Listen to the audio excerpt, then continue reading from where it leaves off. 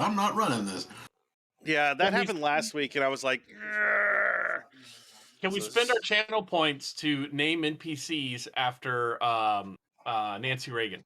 No. I'm getting a squirt bottle.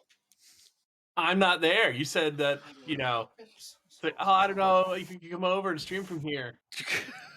Well, I'm glad you didn't, because the laptop I would have needed You have a headset just went to Rob's. that will plug in there.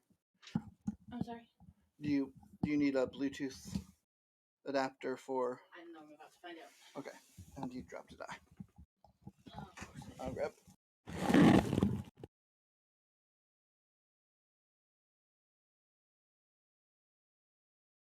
Capt 724, Roger. Center maintains 2000.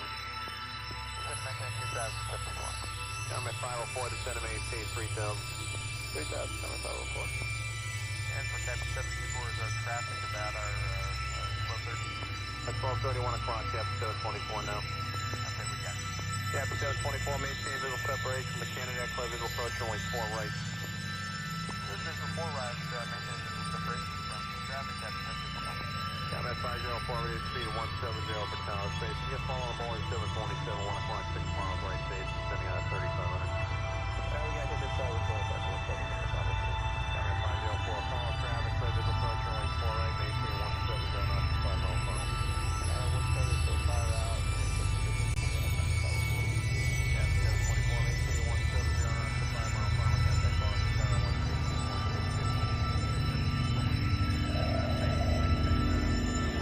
5 mile final, Cap 724.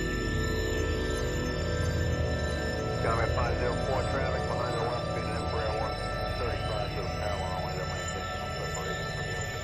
504. Descending on the airport, sir. Take a 570, close visual approach, runway 4 left. There you go, 57. Take a 470, traffic, call 38 miles, 3,600, descending for the parallels on our jet.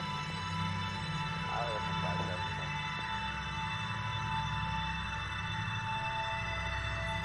Comment 504, contact Boston Tower 132.22. 32.22, what if I go forward?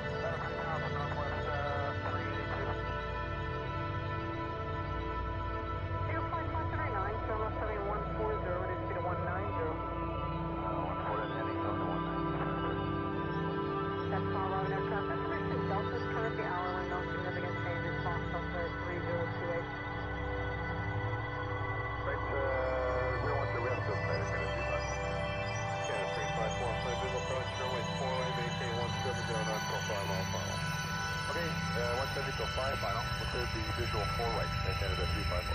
Okay, situation Delta North Carolina. Canada 3028, Mallory, weather update. Bridge for the Embraer, clear visual bridge, runway 4 left. Clear visual 4 left on bridge. One space edge, site maintaining visual separation, contact Boston Tower 132.22. Okay, 3222 or Canada 354. 539, maintain at least 170 knots to 6 GMA, please. 17 to 60, perfect. There you go, 539, thanks. Contact Boston Tower 128.8. 28, call. Yes.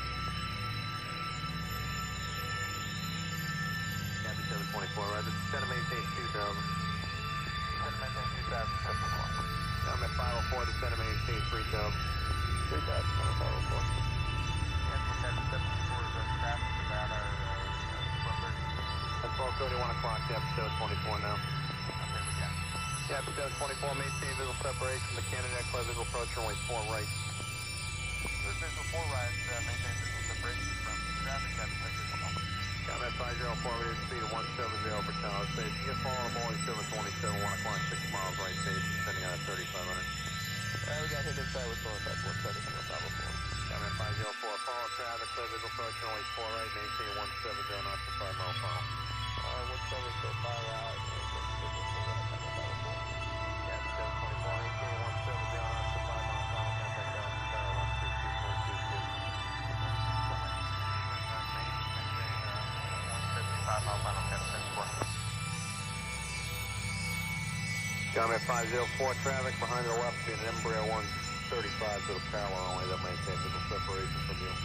504. Staying as the airplane back. Take a 570, clear visual bridge, runway 4 left. There you go, 570.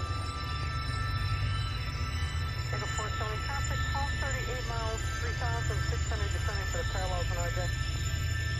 I was in 570.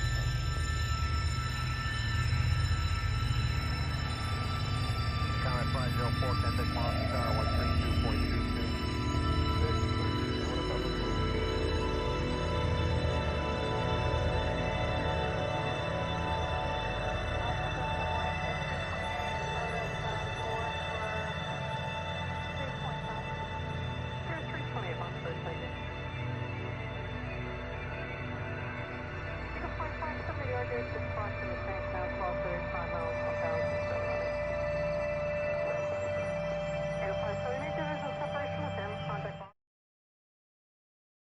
Capt 724, roger. Center maintain 2000. Center maintain 2000, 74.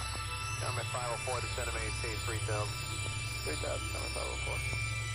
And for Capt 74 is our traffic about our 12:30. That's 12:31 o'clock, Capt 724 now. Okay, we got it. Capt 724, maintain visual separation. The Canada clear visual approach, runway 4 right.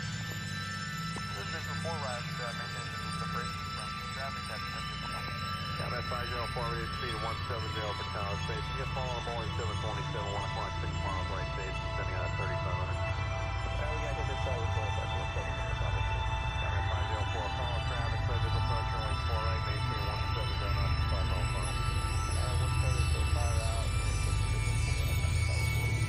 Cap 724, maintain 170 knots to 5 mile final, contact Boston Tower 132.82. 5 mile final, Cap 724. Combat 504, traffic behind the left in Embraer 135 to the parallel only that maintains some separation from you. 504. Staying as the airplane back. Take a 570, clear visual bridge, runway 4 left. There they go, 570. Take a 470, traffic, call 38 miles, 3,600, descending for the parallels on RJ. I was in 570.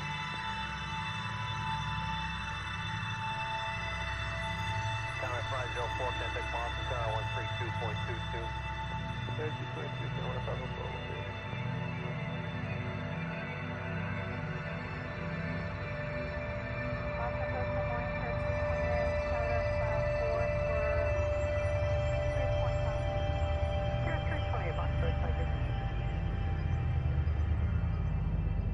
Take a flight 570 to RJ, just crossing the tank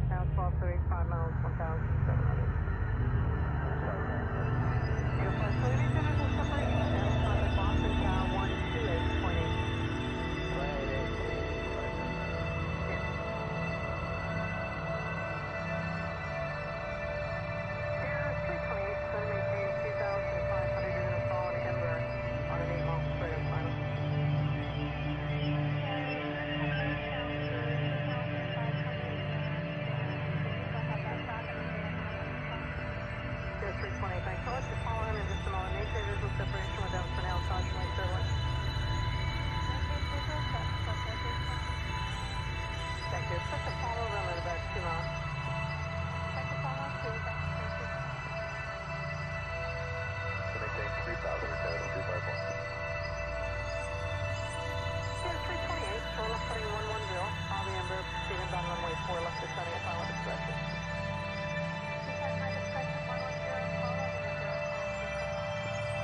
Yeah, 328, caution light clear, launch contact Boston Tower 128.8. Yeah. Eagle 539, correct. Eagle Flight 539, launch switch to more 5210, descending maintain 4,000. 310 and a 45. Approach coming out 182, 7,700. Coming 182, launch switch to more thanks, descending maintain 4,000. 4,000, coming out 182.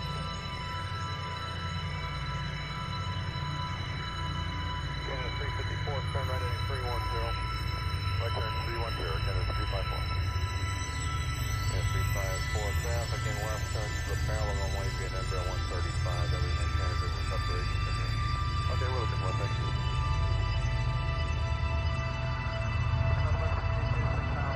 Northwest 382, we're on to the first one.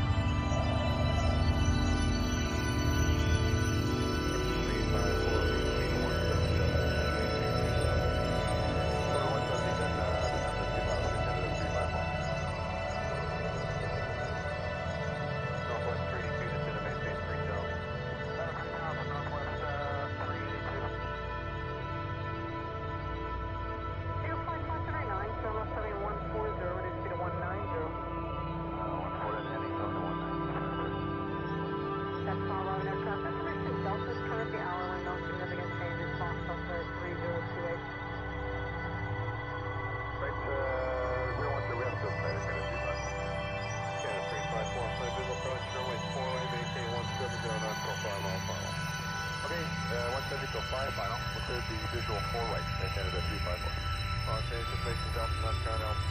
Canada 3028, Howley, weather update.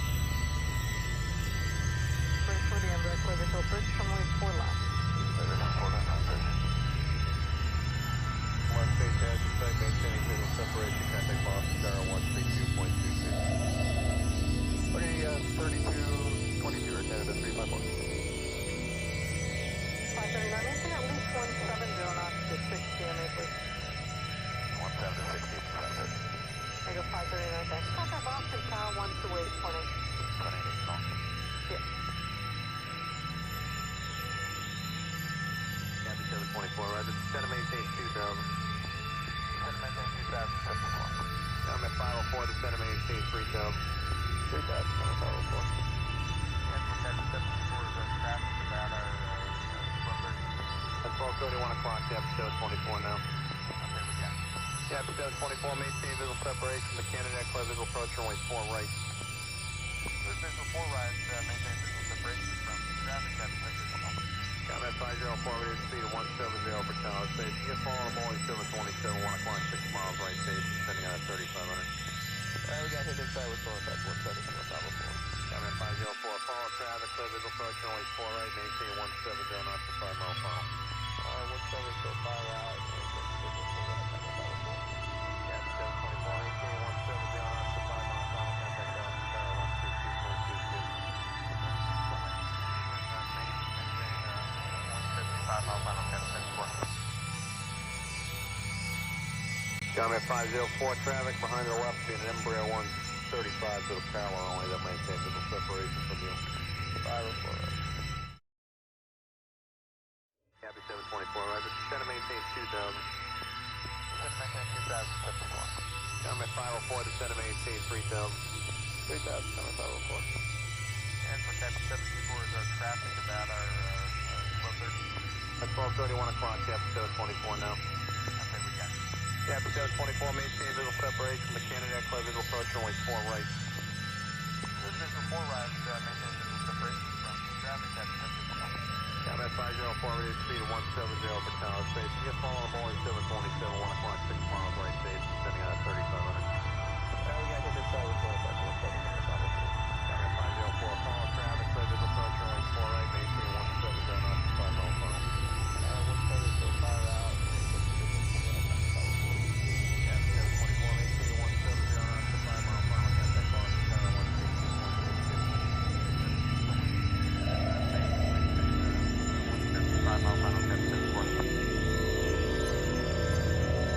Gamma 504 traffic behind the left, speed in Embraer 135 to the parallel runway, that maintains no separation from you.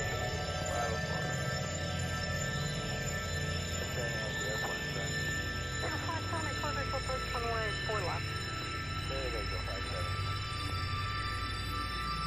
Take a 470 traffic, 1238 miles, 3,600 descending for the parallels on our deck. I was 57.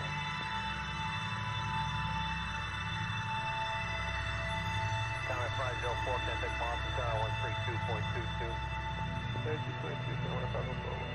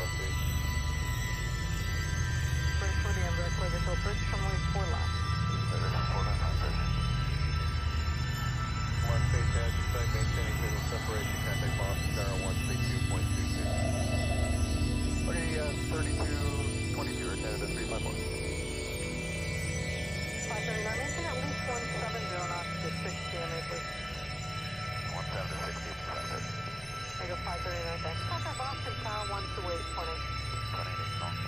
Yes. Capt 724, right. Center maintain 2000. Center maintain 2000, 74. I'm at 504 to center maintain 3000. 3000, I'm at 504. Yes, Capt 724 is on traffic about our That's 12:31 o'clock, Capt 724 now. Okay, we got it. Capt 724, maintain visual separation. The Canada clear visual approach, runway 4 right. Good visual 4 right, maintain visual separation from traffic, Capt 724. Combat 504, we speed of 170 per tower stage. You can follow Boeing 727, 1 o'clock, 6 miles right stage, descending on 3500. We got hit inside with going back 170 from the 504. Combat 504, follow traffic, clear visual approach, runway 4 right, maintain 170 knots to 5 mile final.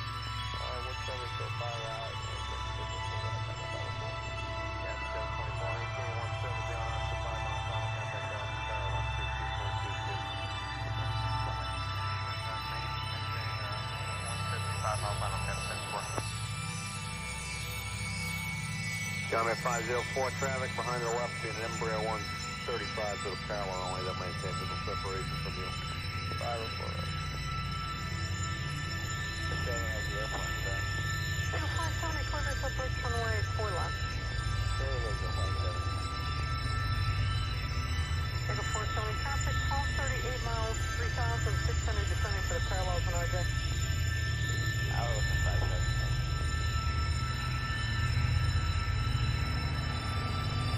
Combat 504, contact Boston Tower 132.22.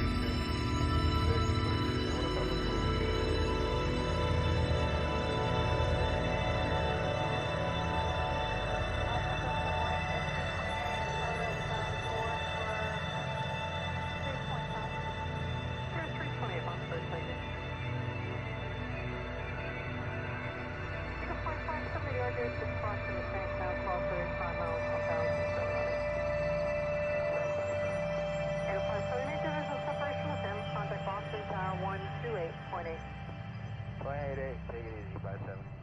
Yeah.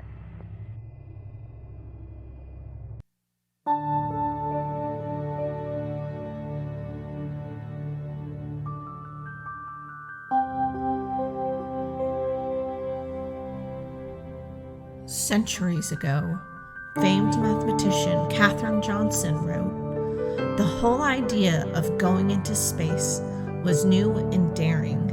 There were no textbooks, so we had to write them."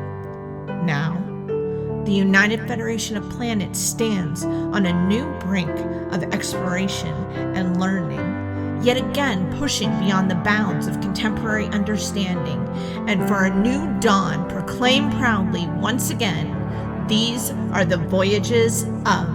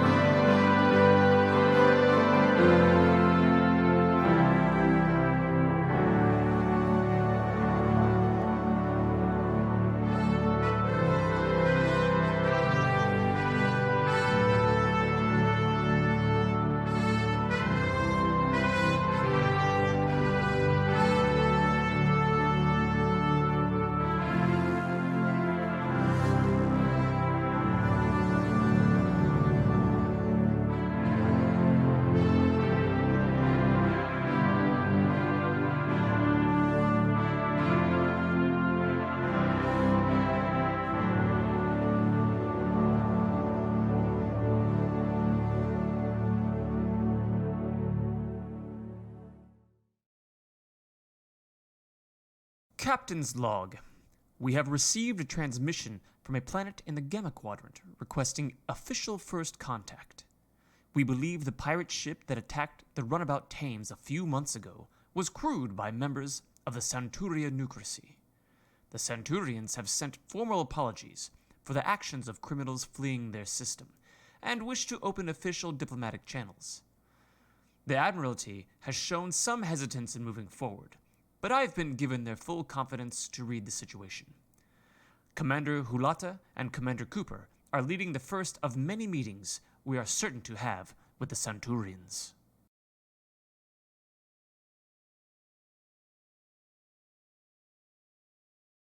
Hey, everybody, and welcome back to the Voyages of. I'm Matt, and I am, of course, joined by a fantastic cast this week as we play Star Trek Adventures. Sorry, I'm going to do my actual intro this time. We're really good at this. Hey, everybody, welcome to the Voyages of. Here on Rook and Rasp, we'll be following the stories of the USS Serenitis as it continues its mission to explore the Gamma Quadrant. We are using the Star Trek Adventures RPG rules from Modiphius. As a reminder, we're in no way affiliated with Modiphius. We just love the game that they have put out. I'm Matt, and I'll be running the game tonight. I'm joined by Amber Jacoba playing Commander Halata, Rob Jacoba playing Commander Chevrin, Phil Durham as Lieutenant Commander Zeke Cooper, and then John Kennedy as Lieutenant Commander Charlie. Well, I almost said that twice because I wrote it twice. Good job, man. All right. Real quick before we get into the game, there are some point buys that you can do. If you have channel points, they're going to be down. They're going to be down there. I think it'll be just underneath the chat. It's a little magnifying glass there with an eyeball in it.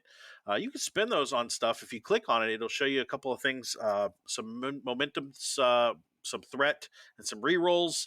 Highly suggest buying threat and momentum. It helps move the story along. Although tonight it's going to be a lot of role play and not so much danger, hypothetically. Last time Zeke tried to do some diplomacy, he drank some Romulan ale and turns out he's allergic. So, that was cool. He almost died. Right. If you are interested in making an NPC to insert into the game tonight, you can do that. We've already officially had the USS Ska been invented, which is going to be a New Orleans class ship, which is actually a good ship. It will be joining the Gamma Quadrant fleet in the next couple of episodes. It'll at least get mentioned. But that one, thanks to Phil for the tip on that one. We will we'll just chalk that up to Phil having some fun, but also if you want to tip in like that, we've had other characters created in just that way, and it's been a good time. We've had fun with that. Minkler. So, Except for poor Minkler. well, listen, yeah, he's doing all right. Oh, there we go. Why did I open it twice? There we go. All right. So tonight, you are on the Serenitis, on your way, warping through at low speed, because as we all know, there's a speed limit in space, and that's not a joke. That's an actual Star Trek bit of knowledge. There's a speed limit in space because it causes waves that destroy subspace if you warp too fast too often. It's a legit thing that actually happened in Star Trek. You are on your way to Satoria. Satoria is a planet that reached out to the Serenitis to open first contact. They are an independent system within the Gamma Quadrant, kind of far away from where the Dominion is. So they haven't really been caught under the sway of the Dominion yet, although they are known to trade with people affiliated with the Dominion. Commander Cooper, where are you at while this ship is warping and it's on its way to the Gamma Quadrant or through the Gamma Quadrant? I assume that I have an office of some sort to do. Absolutely. Probably doubles also as like where I do my counseling or whatever. And so I would be there, getting myself prepared. There might be meetings with any other key team members for this engagement. So you do have a full staff that you oversee, and you're the primary diplomat, but you will have a whole team that does work with you. What I'd like you to do is we're gonna roll a couple of things here to kind of simulate how you are gathering information from what was kind of the information packet that was sent to you. You've only had maybe 12 hours to study it before you're going to arrive in the next half hour or so. So you kind of parsed it out to your team, and we're going to see how they did. So why don't you We give might have me? like taken over like I'm not sorry. like the. We probably then took over like either like the room where they'll do like officers discussions or like Yeah, it's the not ready the room. ready Yeah, room. Oh, it is the ready room. Okay. yeah. So why don't you give me an insight and command roll? This isn't going to have a difficulty. This is going to be an ongoing thing. We're going to have 3 rolls. Your intention is to get to 11 successes, but the successes you roll only give you dice to modify the event. So just bear with me. Extended tasks are a little complicated, and so complicated that I may have quoted it all wrong, but this is the way I like to do it anyway.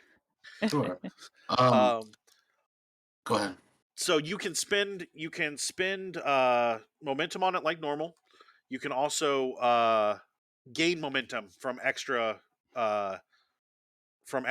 successes, because the base success is 2. You do have to hit that base success to move forward, but that does modify the roll you'll make afterwards. So go ahead, and diplomacy does apply here. So if you want to roll that with your diplomacy, so it'll be insight and command. I'd like to, if I can, use one of my talents called Doctor's Orders. It says when you attempt a task, it just says a task, but to coordinate others, I can use my medicine discipline instead of command. Yeah, that makes sense. Yeah, that absolutely makes sense, because you can use the psychological aspect of your medicine training. Medical training. That's the word I'm looking for. Right, so that puts me at a 16. Good.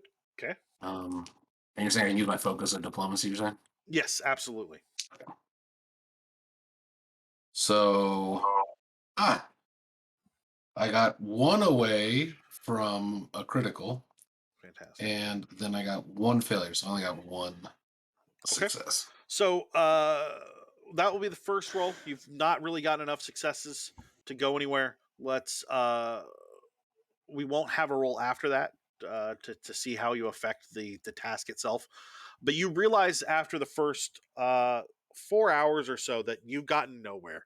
That the organization here is just not what it needs to be to get the information to you, so you're prepared for this.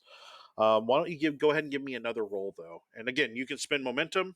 If the chat wanted to buy momentum, the chat, not the players. Definitely not the players.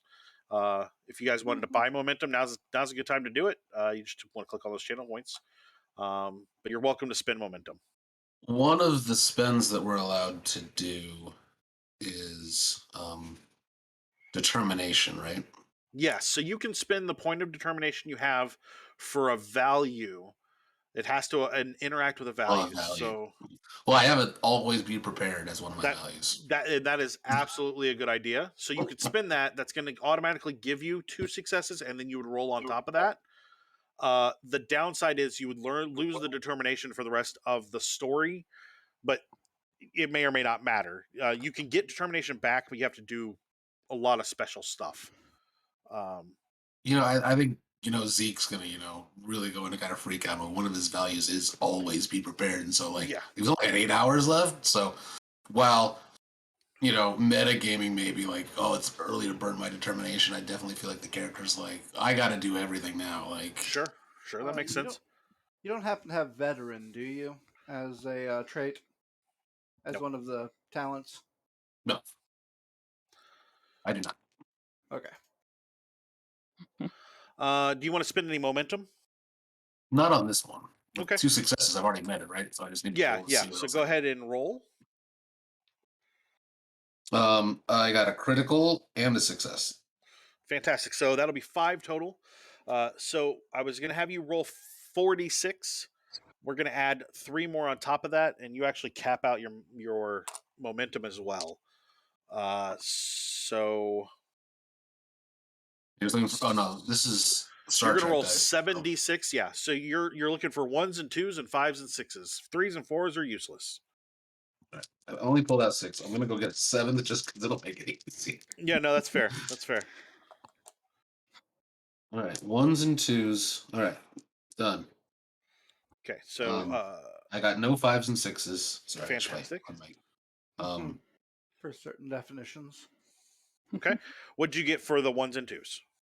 I got 3 2s and a 1.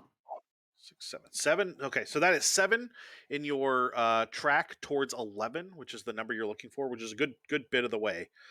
So after the second 4-hour stint, you feel like you have made a headway. Your underlings are less panicked about this, short period you have before this this meeting, and the coffee is really kicking in. Somebody actually went and got beans out of their secret frozen storage. So you have real coffee, not that replicated stuff. So go ahead and give me one last roll of insight and medicine. Diplomacy is still going to apply, but you do need at least 4 dice or 4 points to come up when you roll the d6s. So now may be a time to spend some of that momentum that you're capped on. We have an 8? Or 6? You have 6. 6, okay. Should I go ahead and use 2? Sure. Guys? It would be 3 because it's 1 for the first die, 2 Oh, for the that's right. second die. But I'm good with you using 3. Yeah. All right. So that'll give you 2 extra dice. So go right ahead. All right. So I got a 4, so that's a critical. So I got a total of 4 successes. I got a 17, so that's just off of a success. So ironically, you'll roll 8 dice this time. Or no, I'm sorry. You roll 6 dice. I'm sorry. I misdid my numbers. But you do earn 2 momentum back to put you back at 5. There is no freaking way. I rolled 6 dice. 5 of them are 3s and 4s. Oh. All right. We call that the Kennedy effect. Not wrong. So that doesn't. You feel like you've prepared, but also like this is the first time your staff has really worked in such a concentrated stress level because you have 12 hours. You are basically given a packet of information, hundreds of documents thick, to try and figure out what exactly is going on with these people, what they might want, what they might not want, why they're contacting you. So here's the information you pull out of it. The Sartorians are typically between 4'2" and 4'8" tall, which this is Star Trek, so it's probably all in meters, but we're gonna pretend because I don't know meters at all. Their skin is a very light blue in hue, and their hair grows very short and looks very similar to quills on a porcupine. So not a lot of hair, but like thicker strands similar to a porcupine quill. Their blood is bluish black, and their bones are naturally laced with metallic deposits.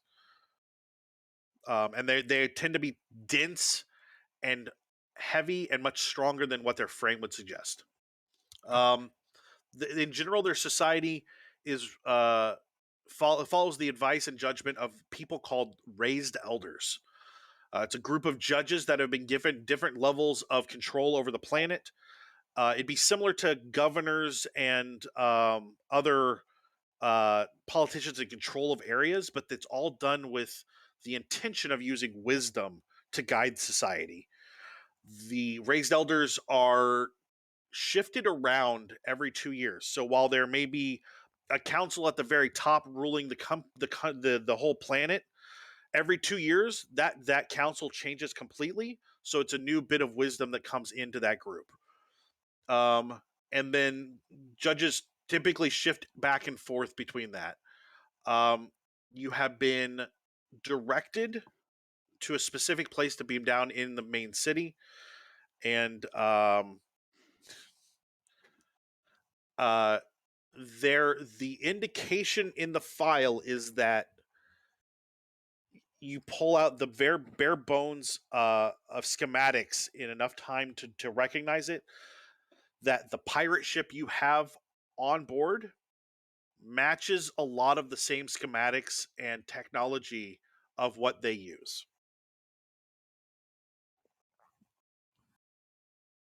think in the captain's log, it was mentioned that they've apologized for that grouping or a different grouping. Yes, they have apologized and have obvious like that group of pirates is of the same species. Okay. Are there? Did anything come up in the research about like social no-nos? Like you have to like.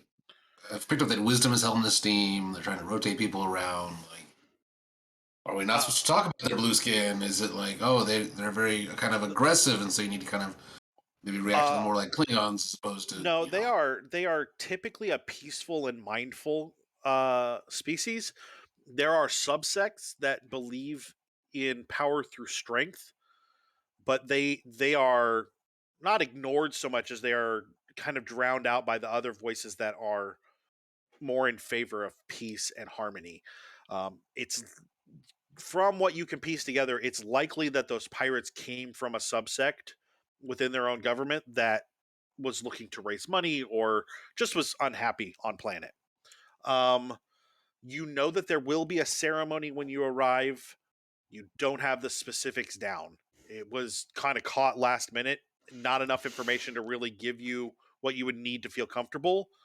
So you're going to have to spot read the ceremony and make sure that you don't completely screw it up. We'll see how that goes. Enjoy.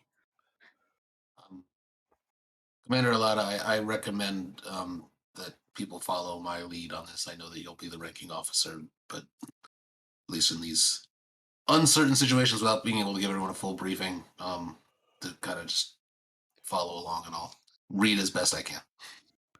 You are the diplomat.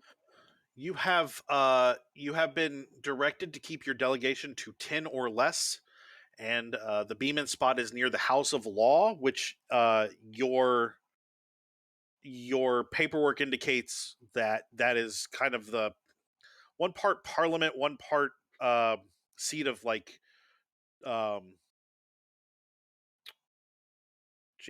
that, because we got the legislative branch and then the president is the executive power.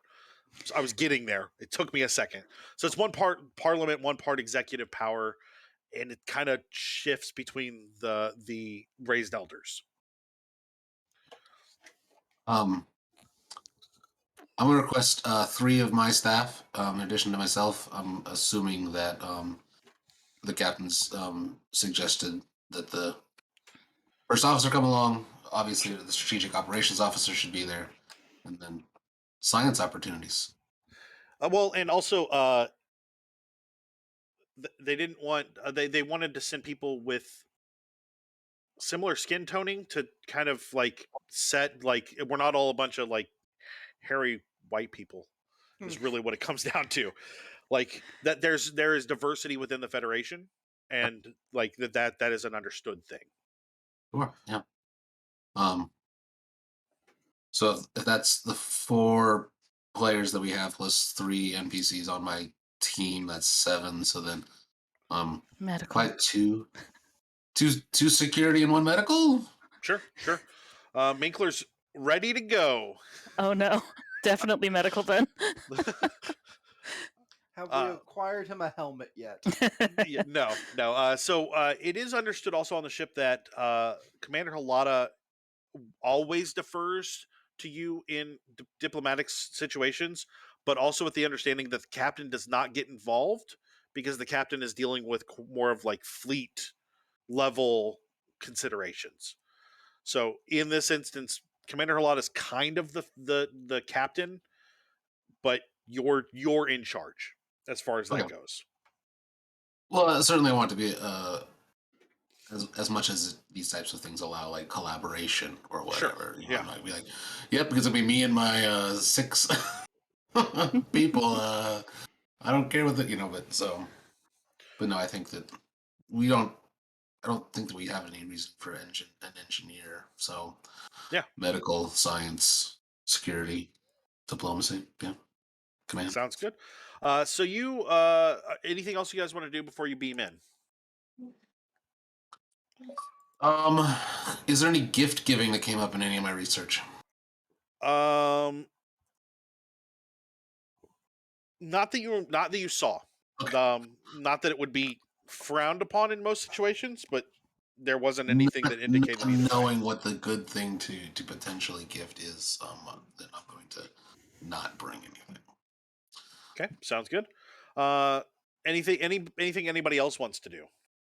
Charlie is going to have like as much like technical schematics as we might possibly have preloaded onto a tricorder so that he can at least start conversation with their engineers.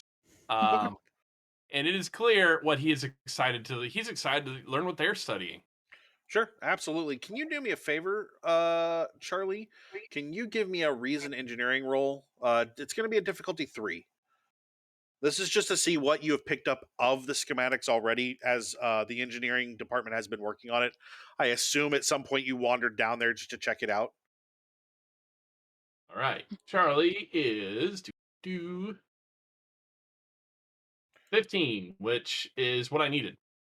Fantastic. Did you roll 2 dice? Oh, yeah, I forgot to roll the second die. Second die, 13. So also success. So Fantastic. critical success.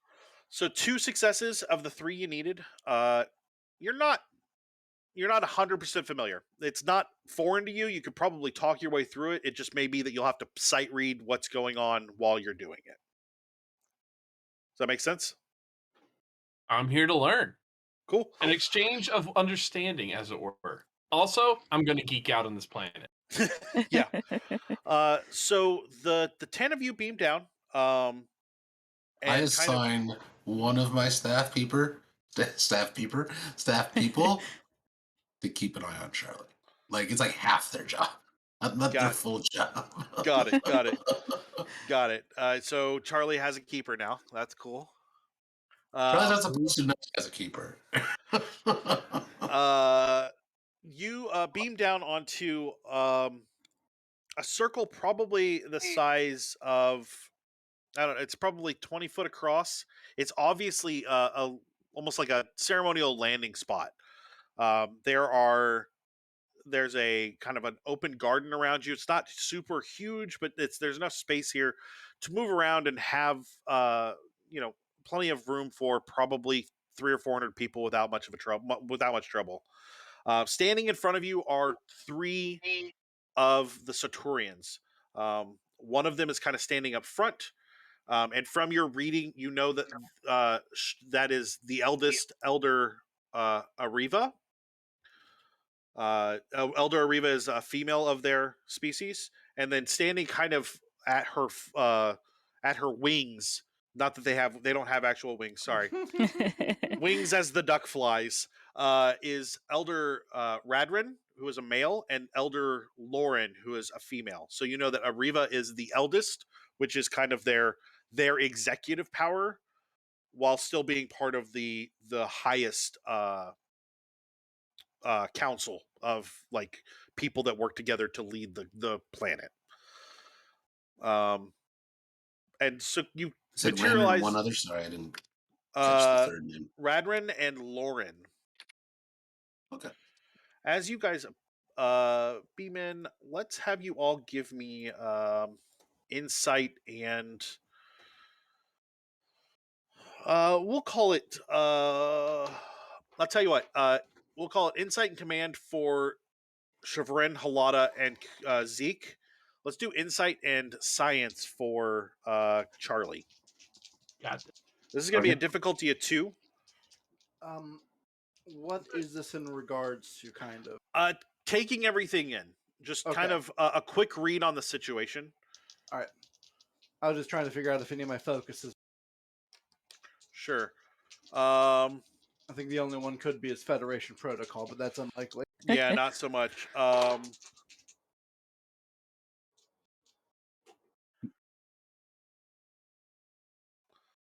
So we'll start with the ranking officer. Halada, did you get your 2? Nope, I got 1. Okay, fantastic, not a problem. Chevron, did you get your 2? Yes. Oh no, what? Okay, and then Zeke, did you get your 2? Yes. Okay, and then Charlie, did you get your 2? I got 2. Fantastic. All right, so Sharon and Cooper, what you pick up on is that the three members of the delegation in front of you are prepared to kind of they're prepared to do a soft welcome. They know that you probably don't have enough information, and they seem eager. They seem eager in their body mannerisms to help you and walk you through it. Okay. Charlie, what you notice is that the technology here is integrated into their buildings in such a way that these are brand new buildings that have been built since they've gotten this level of technology, or they have found a way to continually upgrade them. Meaning that, like, the Serenitis has wall panels that light up and you can interact with the computer from there. All of their buildings have that. And they are integrated in such a way that, like, there's no light switches anywhere for outside. You just go over to one of the sides of the building and you can manipulate quite a bit. Does that make sense? Okay. Charlie's going to be very professional, but he is already making a note on his tricorder to be like, go visit building, turn on lights. Cool. Okay. The eldest, Ariva, steps forward and says, welcome, commanders. The welcome to Sartoria. We are very pleased to have you here. She holds a tray of what looks like food, some sort of like thick sauce wrapped in a leaf of some sort. She says, "From our understanding, none of this should be dangerous to any of you. But our appropriate step here is to welcome you with food and to welcome you to our home."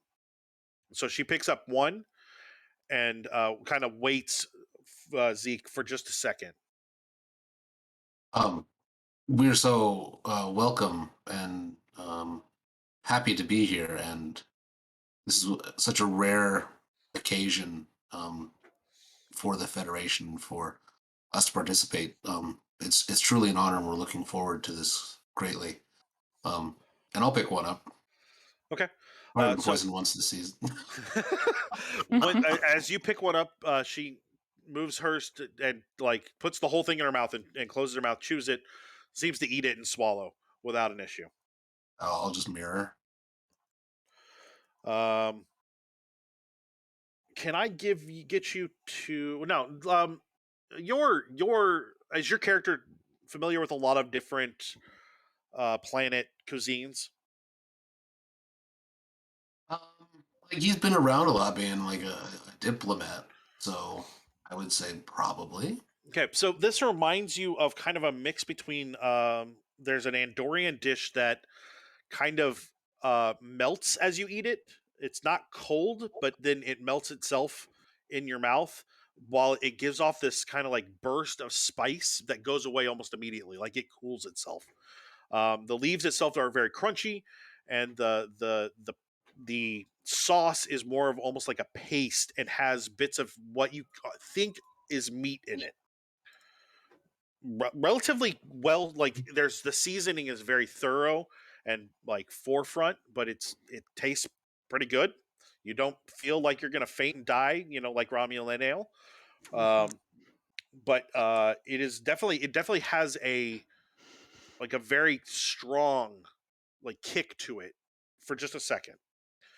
The other two diplomats come up and grab two more of the pieces and then wait for there are obviously four of you that are commanders here. Waits for the other three of you to grab yours as well. Absolutely. Nod at each of them, yeah. Yep. Okay. Elder Ariva, as they're kind of eating, Yeah. Do I know if they have matter synthesis? Yeah. The indication was that they have something similar. It's not quite the same. If this can be generated using matter synthesis technologies, I'd love to get some of the information. That was quite nice, Elder Ariva. Thank you for sharing. It's our pleasure, of course, and we would be happy to we'll do our best to share any of our recipes that you find enjoyable. I'm not sure of what our technologies will allow, but I am sure that we can work with your science officers on that. Sure. Yes, of course. Great. Thank you. So there's kind of there's a moment of like, man, words are really hard every time I get on this stream. There's a moment of reverence for just a second, and then the tray is kind of handed off to one of the secondary, handed off to Elder Radrin, and Elder Ariva says, "Come, well, we will take you into the House of Law. We'll sit down and begin a full meal. Um, Meals here are unlike yours. We will be at this for a few hours. We eat once a day." Thank you so much for your patience in guiding us. We were eager to respond to this, but it was on a timeline more accelerated than typically we do in these situations. So your patience and understanding is beyond compare. So we'll be happy to join you in this repast. Your acceptance of our invitation with no hostility is refreshing, and we're happy to receive you here. And as you walk through, there are other people kind of milling about. They obviously are doing whatever it is that they're supposed to be doing. They're not just here gawking. But as you walk through, they kind of part and stand off to the side, allowing the elders to kind of guide you into the hall of the House of Law. We see only Sartorians? Yes, that's correct. Okay. As you get inside the building, the stonework that also seems to have, again, technology kind of built into it, resembles a lot of marble. So you have a lot of what seems similar but not quite the same as like classic Greek column structures. The ceilings aren't quite as high. You're actually finding it appropriate for maybe like a slightly vaulted ceiling, but for them it would be very high ceilings comparatively. You walk through, everything is well kind of decorated. There are clear art pieces of artwork up on the walls. Some of it is very different from what you're used to. Other parts are portraits and landscapes that seem familiar. But you walk for a couple of minutes into what seems to be a banquet room full of other Sartorians. And as you're brought in, the eldest says, "We've actually provided hopefully some delegates for different interests. So if your science officer would like to speak with some of our scientists, we would be happy to have him sit with them, and they can exchange information as much as is appropriate for um, your government." And I know that Commander Chevren is a strategic operations officer, and while we don't necessarily espouse a lot of aggressive tactics, we do protect our system, and we would be happy to have him sit with some of our leading strategic minds to discuss that. Out of character, are we in like a room where it's like, oh, okay, we're gonna have like that end of the table be the science end and that end be that thing, or like there's we're gonna split up into different rooms and like split the party? Yeah, there's like three or four round tables, and they're kind of like, they're obviously a bunch of nerds at one table for the scientists and a bunch of jocks over at one table for the strategy. They obviously, it's kind of like they're all going to be in the same room. There's just several tables that's here. the biggest thing. Yeah. Didn't want to split the party. That is incredibly thoughtful, Elder Ariva. If that sounds wonderful, please guide us.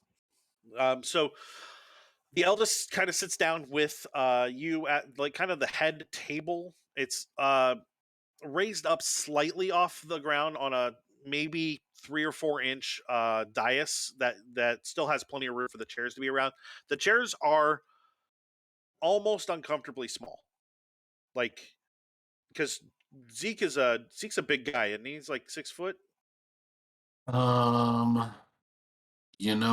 got that somewhere, but it's not in front of me. Let's just say yes. Okay, so like Zeke's not uncomfortable, but it's also not like oh, just lean back in the chair because you might fall off of it. Like it's something where you're conscious of how you're sitting, very clearly. Halata, you fit in just a little bit better because you're not nearly as tall, but it's still also like you're aware of the chair a little more than you would be in normal Federation settings. Charlie, you're taking over. Elder Radrin takes you over to a table and sits with you, and there are clearly 4 scientists over here, all very happy to meet you. You get introduced to all of them. I did not make up a bunch of names, so just bear with me before you start asking. And then we can buy him in chat. Commander Chevrin, you are led over to a table by Lauren, and again sat down. It's a group of what seem to be strategic operatives, much like yourself, and they are all happy to see you as well. Who wants to go first? I will. Fantastic. One of the first things I'm going to do is I'm going to make a small aside to one of my staff members to try to have them work with a counterpart on their end to see if we can get, since it is going to be a long meal, as you mentioned, chairs that might accommodate our size a little bit better, or ask if we could bring our own chairs that might accommodate us a little bit better. But I don't want to do that directly to Sure the other ambassador. I don't want to like do that publicly and all that kind of stuff. But also like not like I'm trying to like skirt around her or anything. Like making sure that it's really like this is a small little thing, so let's just have some other people deal with that and see if we can resolve it. And... Sure. Can you give me a presence command roll? Difficulty is going to be 2. What's our momentum at? Right now it's at 5. May I have one? I'm always going to say yes. Yes, that was more directed to my the compatriots that I'm sharing momentum with. Okay. Thumbs up. Okay, I'm just gonna stop rolling dice tonight. I'm just gonna not say any actions that I'm taking. I'm like I stand there quiet. That would be very bad. All right, no. I have 1 success, and we're just at the normal. Yeah. Complication range, right? Correct. All right. Well, so then just 1 complication. Oh, only. Oh my. I have a 19 too. So as you lean over to say something, just like not that you fall, but you have that moment of like, when you sit down in a chair, in a computer chair, and you lean back thinking that it's locked and it's definitely not locked. You have kind of that moment for just a second as you're kind of leaning over to say something to your aide, and you don't yell, but you're like, oh, hey, by the way, could you, oh my God, get the chairs need to be bigger. It's just this moment. And there's a small, friendly chuckle around the table. I'm like the worst diplomat ever. Like I poisoned myself. I think that your dice are my best friend. That's what it is. So I need to give you my dice. New dice. Ariva says, we do apologize. We've been working on it. We weren't quite sure of the size of your frames. There are so many species within your Federation that we were unsure of what to expect. We will have some proper size chairs delivered shortly. If you will bear with us for just a short moment, I apologize. Of course. You've done so much. You took care of the most important things, like the foods. Edible to us. Chairs are something that is so small, and but you said we'd be here for a while, so I didn't want us to be here in discomfort. That doesn't help things. We figured a slight bit of discomfort was less important than making sure that we wouldn't kill you with our food as we welcomed you to our home. It's happened to me before, but maybe we'll talk about that after the meetings. Interesting. Well, So, yeah, the group of you start talking. Commander, you're Halada, you're also at the table. Mhm. The three aides that you brought with you have kind of been coordinating some of like between the tables and questions between people. Your medical officer is sitting over with Charlie. Minkler, Minkler's got right over there with you, Commander Chagrin. Of So course he is. you've got him. But the groups seem to be getting comfortable. It's maybe 15 minutes into the meal when larger chairs are brought in that are form fitted, like your butt goes into it like a glove. It's as though you have been scanned at some point for your appropriate measurements, and they made you the perfect chair. That's hilarious Ah, and strange. does Heladas have a tail? It does. It's kind of like the back of the chair comes down, and then almost a whole like slot is cut out, but only on one side, so the tail can slide in and out without an issue. And the Arriva says, so we start with I thought we had moved to a different table. Sorry. we start with a light course of normally it would be of minerals that are kind of baked into a bread, but we know that that's not something that you can eat, so we've left the minerals out while still maintaining what we hope is the best taste. So and they bring out these slices of what looks like bread. There is almost like a metallic sheen in places, and as they are kind of served around to each of the tables, um, that they all kind of partake, and I assume all of you do as well. Mhm. We haven't, if to our we're going to knowledge. Sorry, go ahead. if we're going to be eating for several hours, I am going to take little bites of everything. Yeah. Similarly, like I'll probably try to do like at least half of the dishes that are placed in front of me, but not finishing my plate unless I pick up on that like all of them are being, dutiful to eat everything. Okay. I'm They also are definitely eating more than you, but this seems they don't seem offended when you put part of your food back on the plate and like push it back so to notify you're done. Like it just expected. I'm taking advantage of the Andorian hyper. Yeah. What do you call it? Metabolism. He's just like shoveling it in there. Just yeah. Uh. Um. So. no reason to believe that we've lost, communications and contact with the ship, right? I wouldn't check, but None that you had noticed. No. okay. So I'll just continue eating these foods and pray that I don't get poisoned. Um. We'll slide over to Charlie and the medical officer. Charlie. It's very rare on a Federation ship that you are this comfortable in a chair. It 100% feels right, and that's not like you don't know if the Federation chairs are just too comfy or too cushiony or what it is, but it just doesn't fit your Saurian anatomy quite perfectly in this chair. You've never had one like this, not since you've been off world. They might have sun warmed it for you. Yeah. Ooh, yeah, good call. And it seems to be like perpetually sun warmed. Charlie is enjoying it, but Charlie's also like pretty aware that in order for them to make perfect chairs for each person, they've clearly either they've got adaptive technology or they scanned us pretty heavily. Either way, they're clearly monitoring us. But not that it's a bad thing. They're not like being like overbearing in Charlie's mind. He's just like, oh yeah, they've made perfect chairs for us. They've been scanning our bodies and they managed to put these together really quickly. And then Charlie remembers what you said about the adaptive technology for the building. Mm-hmm. So Charlie's wondering just how much the technology interlinks with all of their life. Do you want to ask?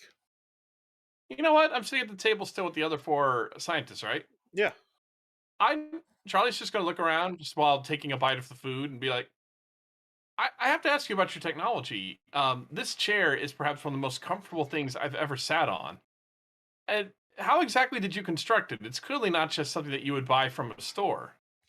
Can you give me a presence and we'll say science? Oh yeah, well I'm going to give you just one. Okay. Just one? One success. Okay. I didn't even give you a difficulty, so we'll call it a difficulty 1. I That's rolled a fine. 19 with one to die, so. Oh, man, I need to drop that threat range, obviously. No, you do not. You, the, I've already lost his name and it's written down, Matt. Radrin, um, looks up, from kind of the second course, which has been like, they called it a stone cold soup, and it is in very much a stone bowl. Um, and the soup itself seems to react to the coldness of the bowl, like it's being the heat's being sucked out of it. And then as they finish the soup, they're eating the bowl. But it does seem to be like a hard mineral that your body would not digest, and they have not. It's clear they have no expectation that you would, but this is how they are eating it. Would you say the soup is so good it would be a stone cold stunner? Yeah, you are stunned by how good the stone cold soup is. Kind of like whips your neck down a little bit and flips you off. So, the Radrin looks up and says, "Well, we have been scanning the buildings are designed to monitor everyone at all times. That's how we make sure that our members stay healthy. That how we make sure that nothing is awry, that no one is here that shouldn't be here. It's just an everyday part of our everyday life.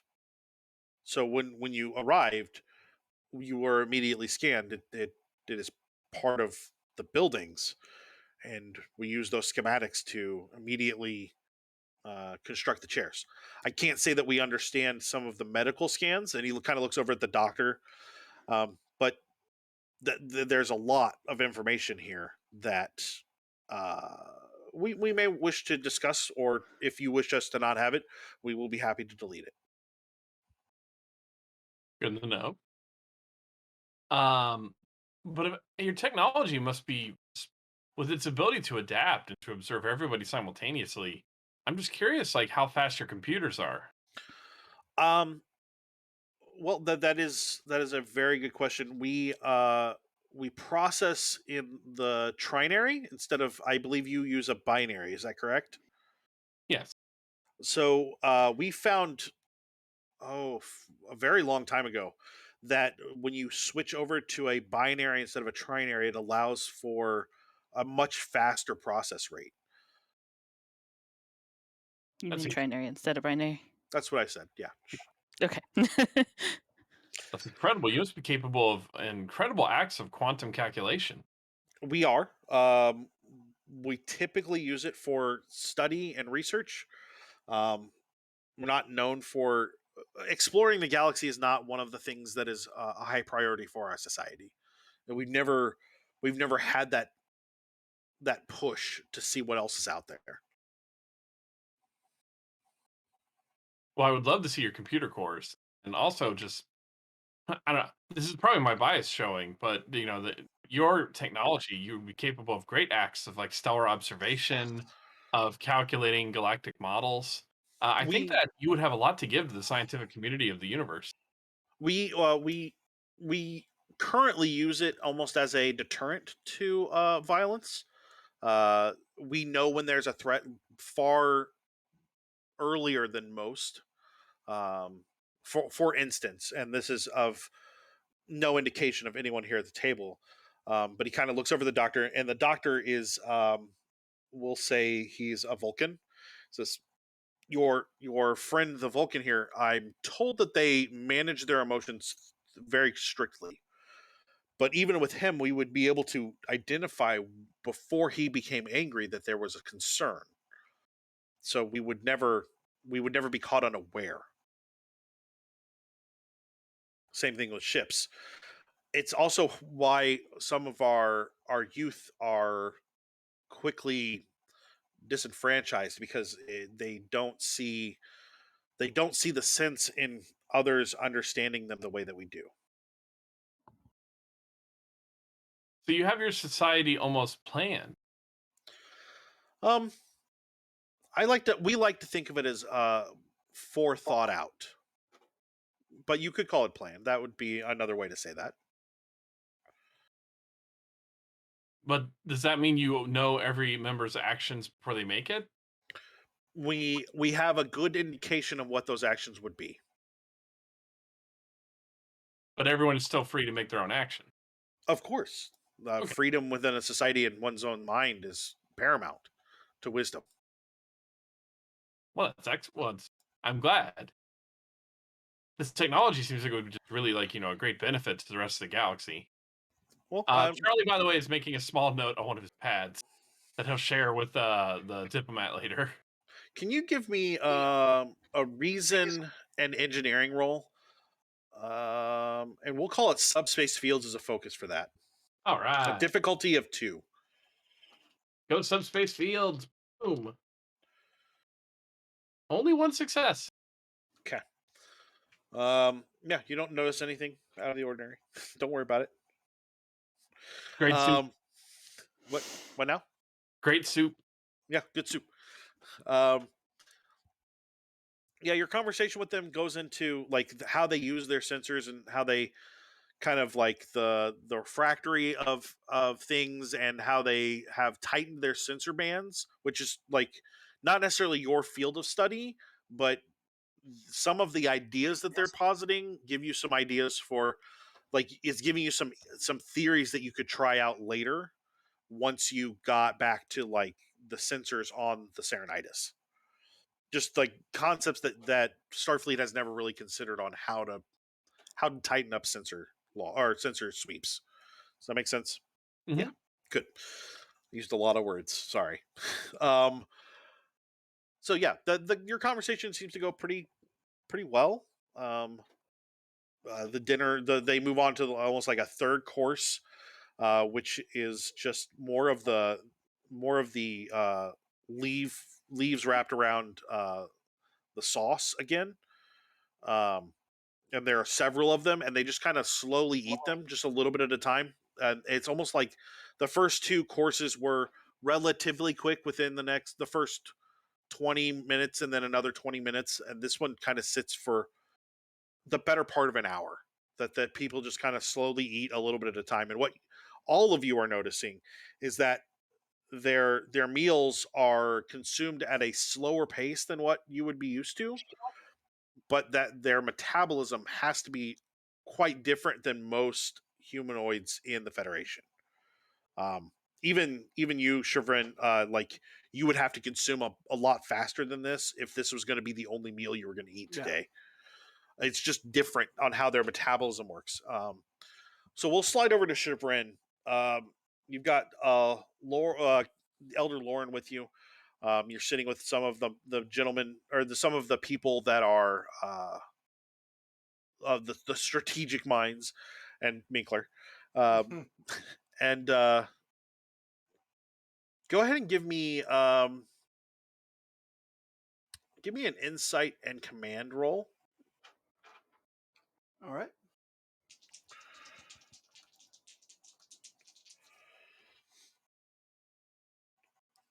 Difficulty's 2. I'm sorry. I should have said that. That's all right. I've got 2 successes with a possibility of a bonus success if I have a focus. I'm not seeing one that I think fits. So you've had some conversation with these people so far. They are Vulcans claim that they're peaceful, and so do humans at this point.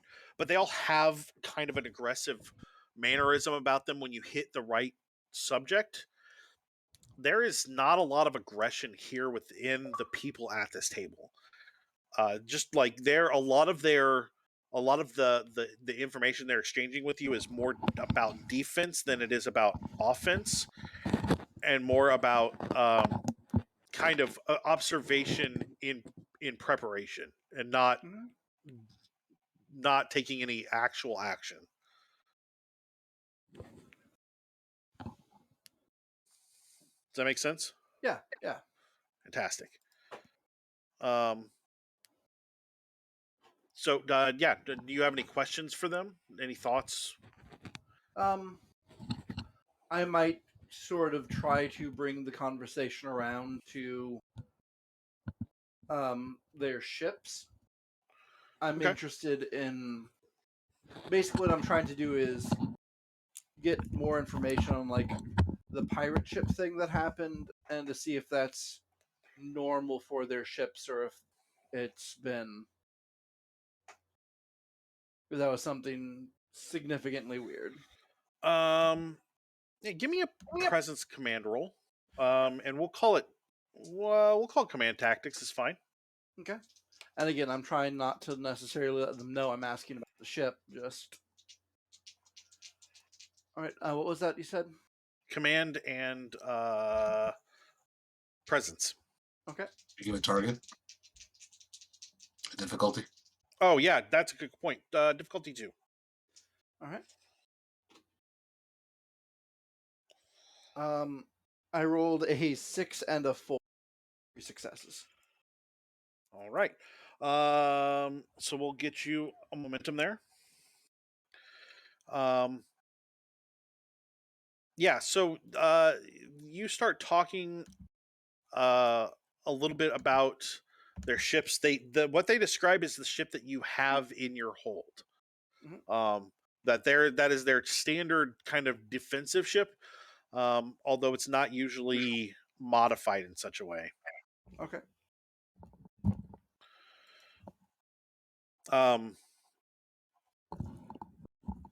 Yeah, but they don't use them very often, and they are quick and small, and they're used pretty defensively. Yeah.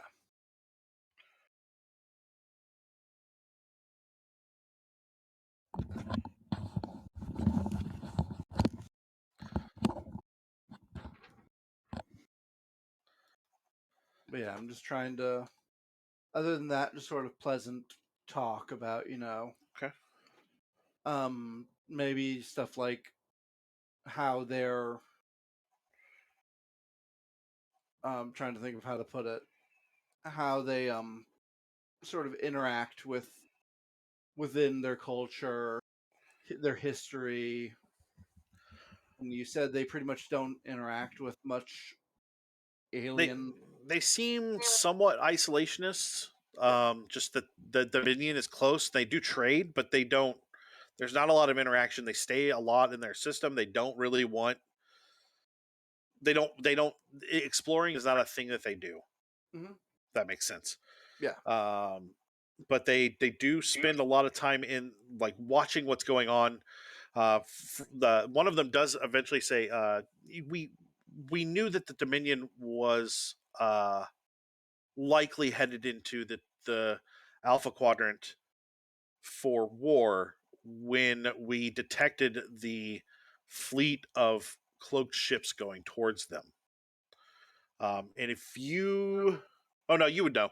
You know that was there was a fleet of Romulan and Cardassian ships led by their clandestine intelligence agencies to go destroy the shapeshifters' homeworld, the changelings. But that was probably a full year before the Dominion War happened. But he seems pretty sure that like that was the moment they knew that was going to happen. Could they sense that? Could they scan cloaked ships? Oh, absolutely. It's not no, we can't scan cloaked ships. We can scan everything around them and see them. Okay. If that makes any more sense. It's not that we're looking for the ship, or we're looking for what is being displaced by the ship. Yeah. And we could do it relatively accurately. For instance, we know that there are 3 Romulan ships, not in the system, but in nearby systems, doing surveys and all 3 of them are cloaked Mm-hmm. and have been the whole time. But we can pinpoint pretty much where they're at. But they've shown they did send a delegation into our system, and when we met them, they were polite, and then left. It was a very brief 4-day meeting. Right, I'm kind of filing that one away to talk to Starfleet about later. So the 4th course eventually comes out. Before we get into that, I think it's a good time for us to take a break for just a few, so we can all stretch our legs. I know we got started a little late, but legs still need to be stretched. Before we go, nope, nothing. Hey, we'll be back in about 10 minutes, so stretch your legs, hit the restroom, and we will see you in just a few. See you soon.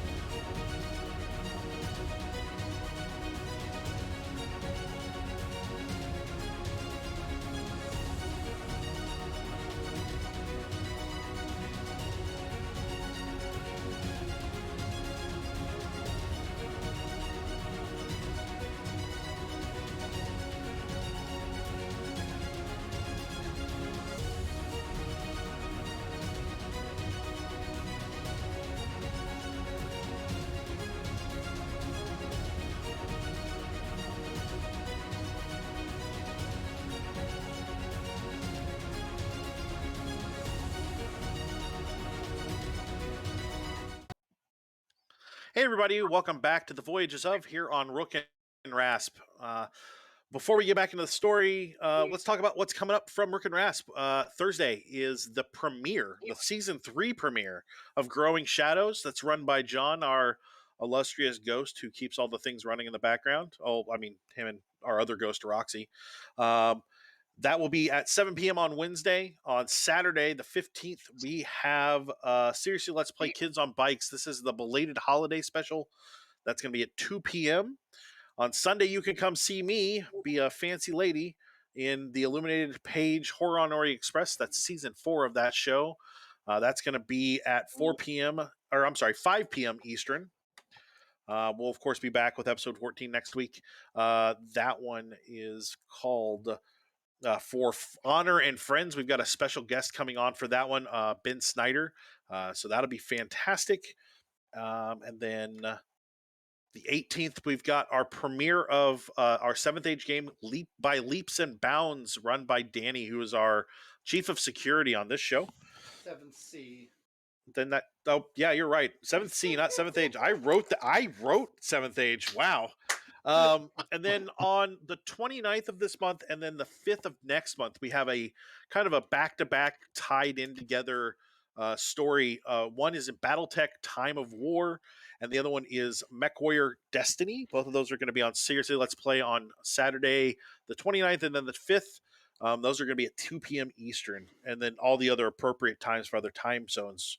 But you should definitely come out and check those out. I know that 7th Sea is going to be great.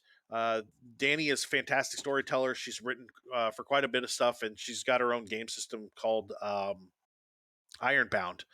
And I'm having a great time on Illuminated Page. Seriously Let's Play is like a sequel, or I'm sorry, Kids on Bike is a sequel to the Halloween game.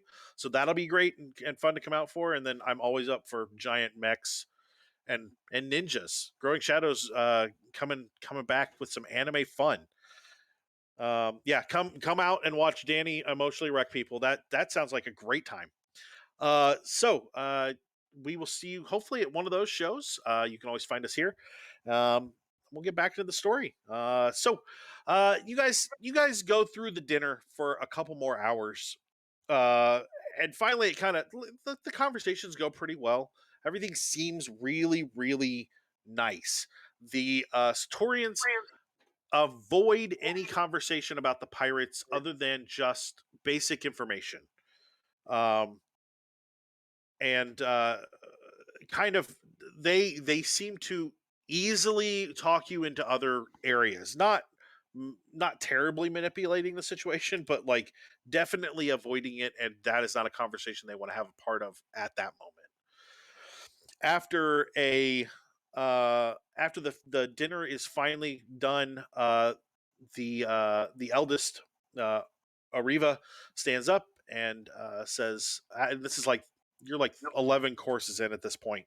She stands up and says, "We appreciate the time that we have spent together in our meal. I raise my drink. You guys have been drinking something lightly alcoholic. It's got kind of like a bubble buzz to it, almost like a not a numbingness, but like just a poppy, like liquid pop rocks, but real mellow." She raises her glass and she says, "Learning from others brings wisdom to all." And it's kind of echoed through the chamber, and you guys kind of echo along with it once you realize that's what's going to happen. And then everyone takes a quick drink, sets it down, and then everybody kind of like says goodbye and kind of wanders off.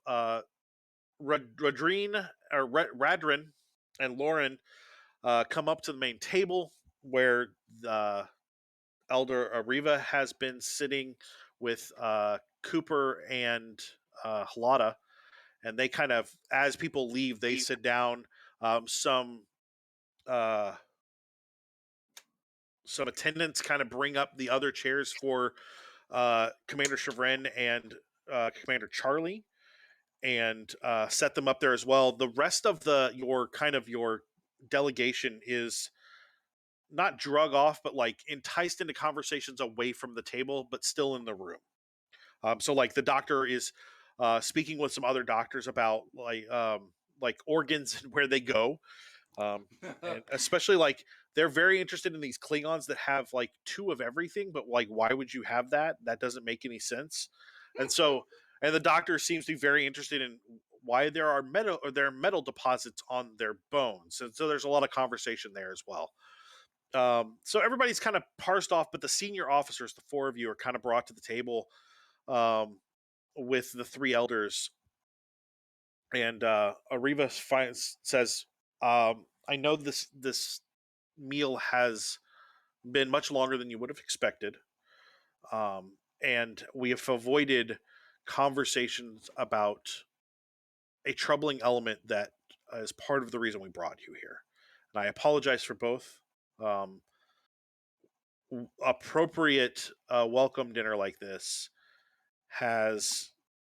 requires us to sit and talk about many things and bring up interest for all and avoid things that are unpleasant, at least for that opening dinner. Do you understand our custom with that? Yes, that makes sense. Couple of questions. Yes. This is out of care. Were we shown facilities? Oh yeah, you have been let go to the restroom. In fact, several of the other people at the tables have left to go to the restroom as well. Okay.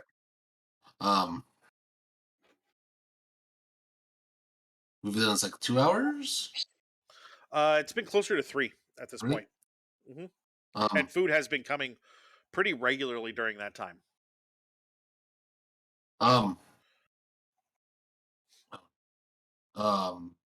Right, so this maybe Elder Ariva. The focus spans of at least humans and many other members of the Federation is such that we take breaks. Just a chance to set our minds at ease to look at different tasks. And, you've been incredibly gracious hosts, and I would ask that perhaps we take a short break, 10 Earth, minutes, maybe 15, before we recommence anything else that helps us be fresher and more prepared for the work that we need to do and refocused. Of course. It's very different in our culture. We tend to focus very hard and stay on one path, but I understand that not every species works like this. Please, if you give us a short break, then I think we could do another longer. Oh no, session. Absolutely. Take as long as you want. We will be here in the room or quickly gotten by an aide. If you need anything, please stop someone and ask, and they will be happy to provide it. And she stands up and just nods at the group of you. The other 2 elders stand and they kind of wander off and start talking to other of their colleagues within the room.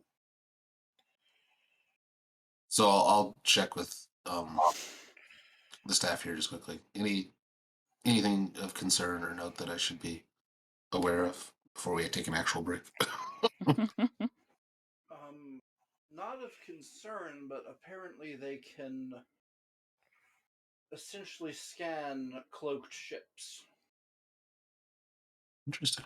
I've got some more information on that, but it's neither here nor there. I just wanted to bring that up, so you know. I might know a little bit more about how they're capable of doing that.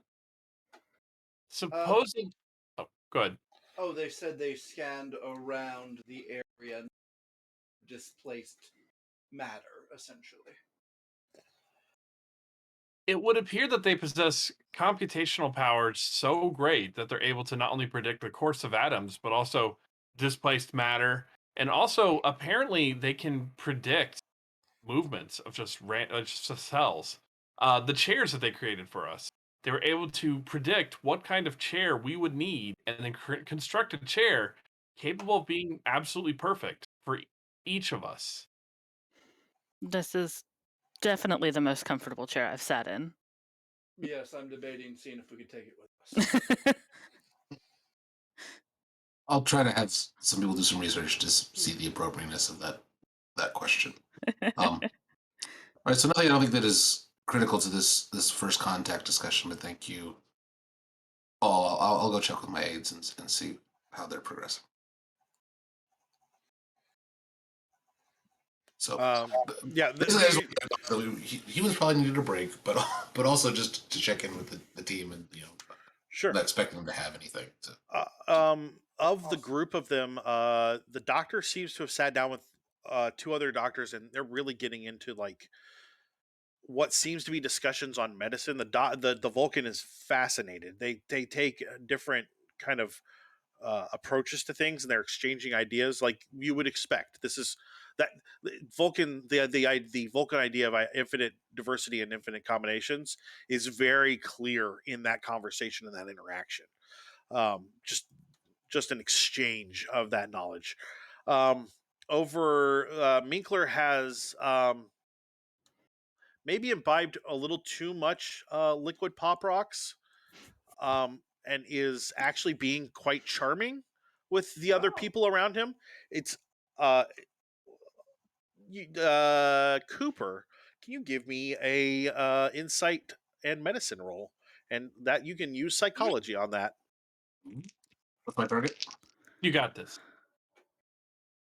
Oh, I'm sorry. Your target's 2. You said insight and medicine? Yeah. 2 successes. Fantastic. You're gonna have to just real quick diagnosis. Minkler has lost the things that make him worry about doing things wrong, that cause him to do things wrong. So whether it is a normal drunkenness, which is not something you've observed, or if it's unique to their alcohol or their drink, it is causing him to feel way, way more comfortable. Maybe it's just the chair. Who knows? Maybe it's just his butt is weirdly shaped and it hurts. Does Minkler have a standing appointment with the site? Oh yeah. All the time. So much. So much anxiety for our next session. But yeah, he seems to be doing great. Your aides are talking with just people. They seem to be just getting along. These seem to be amicable people that just seem to, not. There's nothing aggressive in their mannerism. Why do I not trust them? Because you're an Dorian? Because you played Cthulhu with me? I don't know. I'm trying to set that aside. Race is focused on war and honor, and race is focused on peace. Don't necessarily jive. Yeah. Oh, help me, since I, as the player, don't always have the best Trek lore. Sure. The first contact meeting, it's a lot of diplomatic kind of just, hey, let's all play all the right games, say all the right words type stuff. But is it, really any kind of like sorting things out, or is that all kind of come like later with, filing paperwork? It depends. It can go a lot of different ways. Basically, what you guys are doing now is the opening ceremonies of what could very well be weeks-long diplomatic meetings. It also could just be a hi, how you doing? We're out here. And that's a much shorter meeting. But so far, it seems at least that they're friendly, and there's nothing wrong with having a friendly contact in the Gamma Quadrant. And they've neither invited nor dissuaded you from having a longer longer diplomatic conference with them. I also feel the need to point out that that's the entire point of the Lower Decks TV series. Yeah. Their ship is specialized in second contacts. Oh. Not as flashy as first contacts, but they're still important. Yeah. No, go ahead. Go ahead. Sorry, that just helps frame what Zeke's going to be trying to do next. What time of day is it? Their days both run their day and our clock. their days seem to run long. So what seemed like mid-afternoon when you got here seems like very, very early evening now. Like maybe an hour has passed in what you would expect in that time frame, comparative to the Earth. But it has ship clock is going. It's like right at dinner time, like six or I'm sorry, 1800 hours. I forgot we're on military time. Mentally, probably say no longer than 3 hours. That I propose we adjourn, just since we had 12 straight hours leading up to it. Like I'm thinking that a lot of us haven't slept for much greater than 24, and this is raining work. Yeah, you essentially woke up at 3 a.m. and were handed a packet full of information, which is probably why you failed that first roll. Like, poor Cooper's dead asleep and then woken up at 3 a.m. and handed, hundreds and hundreds of documents. Figure out this new species. Don't mess it up or you'll kill us all. Well, I haven't poisoned you all yet. Just yourself, and that was a while ago. So then I'd make motions to, after 15 minutes, to resume the discussions they were trying to start. Yeah, Ariva and I really ought to keep that list up because there we go. Radrin and Lauren, they come over to the table. They seem fine. They have refreshed drinks for everybody. Both the alcoholic drinks you've been having and then non-alcoholic drinks. Radrin says, your doctor has requested to see one of our medical facilities. We're more than happy to have him go. And anyone else can accompany him. Of course, we do wish to have conversations with the 4 of you, the senior officers. But if you wish to break and send one of you with him, we understand that as well. And then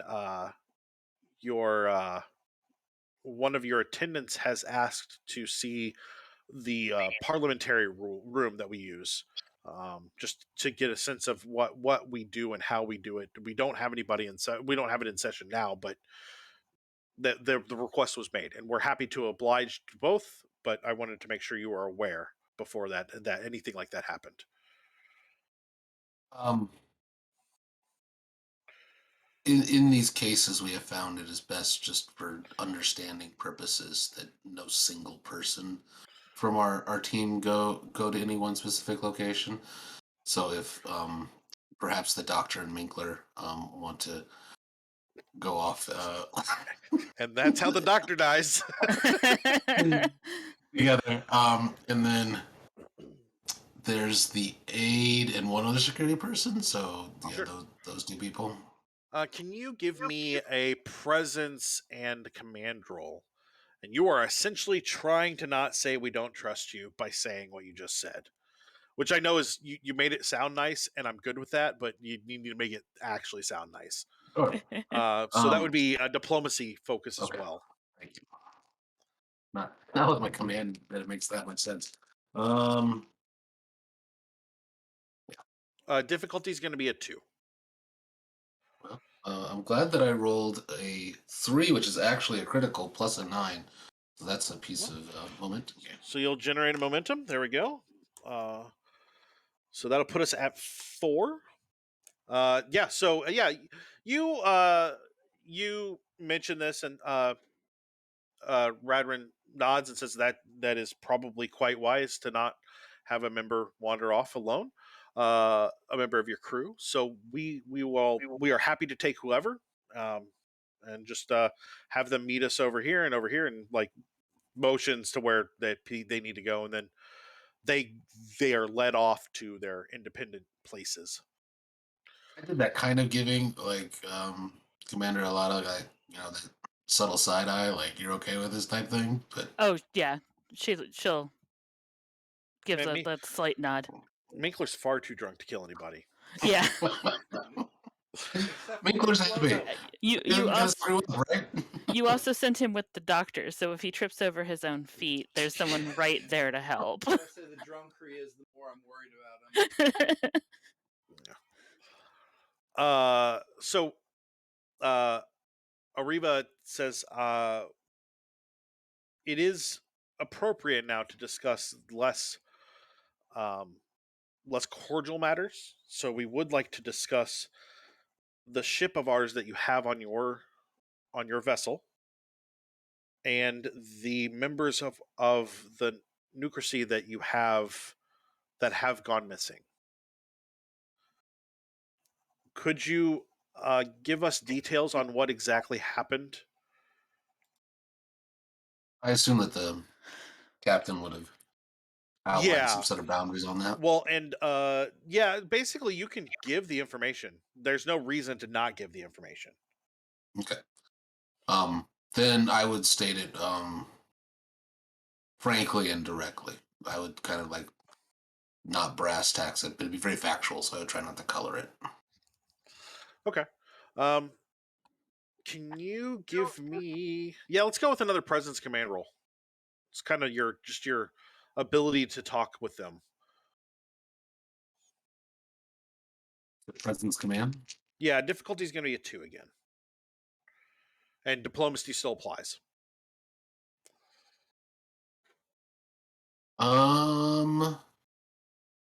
We're at 4 or 3 from a minute. 5.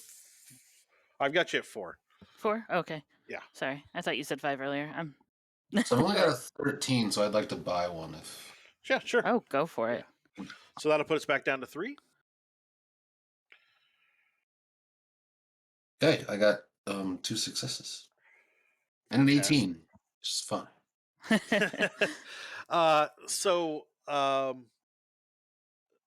Ariva nods along as you're talking, and finally, as you're kind of wrapping up, Lauren says, "I'm sorry. Do you tell them that you believe that they're dead? Because that's the end result of those pirates, was that they got killed." If I'm at liberty to disclose it based off of the captain's order, then yes, I... Okay. I'm trying to remember what happened there. Oh, I made a mistake.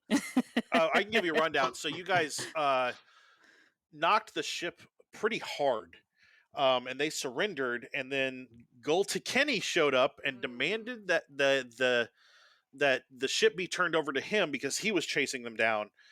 And then somehow, I don't honestly remember how, the agreement was made that you would take the ship and he would take the passenger or the crew as the ship had some pretty dangerous element or something on it. Yeah, the engines were overclocked by a lot. Yeah. And then somehow the crew that they took as prisoners tried to break out and all got killed in the breakout. Yes. So, big thank you to Danny for buying momentum.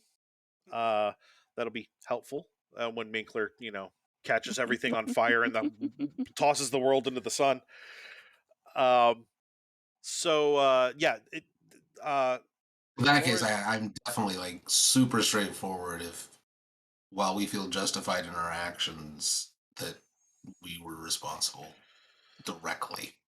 Lauren speaks up and says, "We have found that sometimes, in the wisest course of action at the time, is later revealed to not be the wisest course. It is unfortunate, but it does happen. And it sounds like you Commander Halata, you trusted." Sorry, hold on.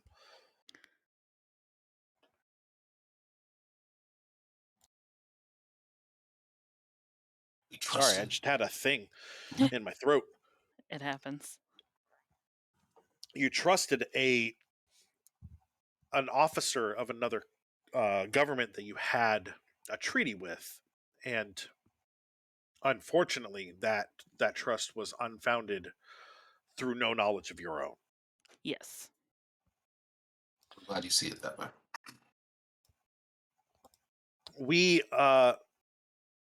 It's my understanding that the Federation has a directive, a very important one, a prime one, about sharing technology.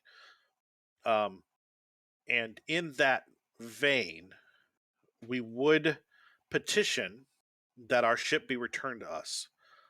However, given that you were attacked, we would withdraw that petition because it is your right to decide what you do with it.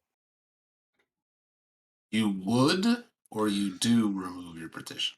We do. Okay. If you choose to acquiesce to our original request, we understand. And if you choose not to, there will be no, as I'm told, there's a human phrase, no hard feelings.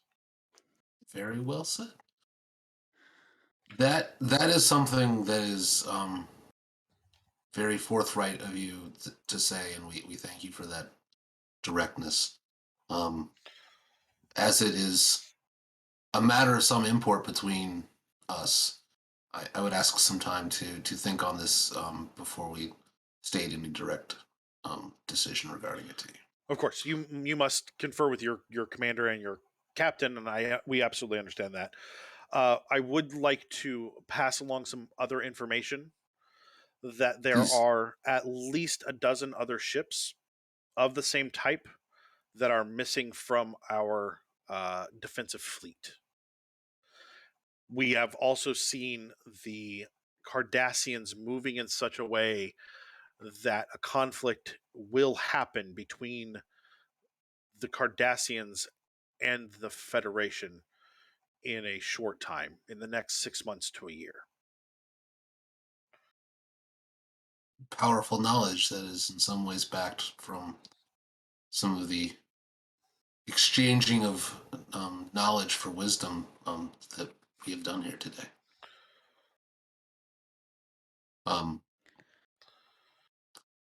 Perhaps now it might be a good time to adjourn for these discussions. That would give me an opportunity to discuss these matters with my captain, and the commander will join us, obviously. Of course, if you wish to see any part of the planet, you need but ask. If you wish to beam down any further members of your crew, you're welcome to. We ask that you inform us before you do, but otherwise the number doesn't matter. And that the only thing that we absolutely ask is that the number of armed members of your crew that are on planet remain minimal. Of course. Being a spacefaring race, taking time off of the ship is sometimes a rare pleasure. So, I will encourage our captain to perhaps take advantage of the beauty and comforts that this planet could afford us. Radrin kind of leans over, and one of the aides comes over, and he whispers, and they hands him a pad.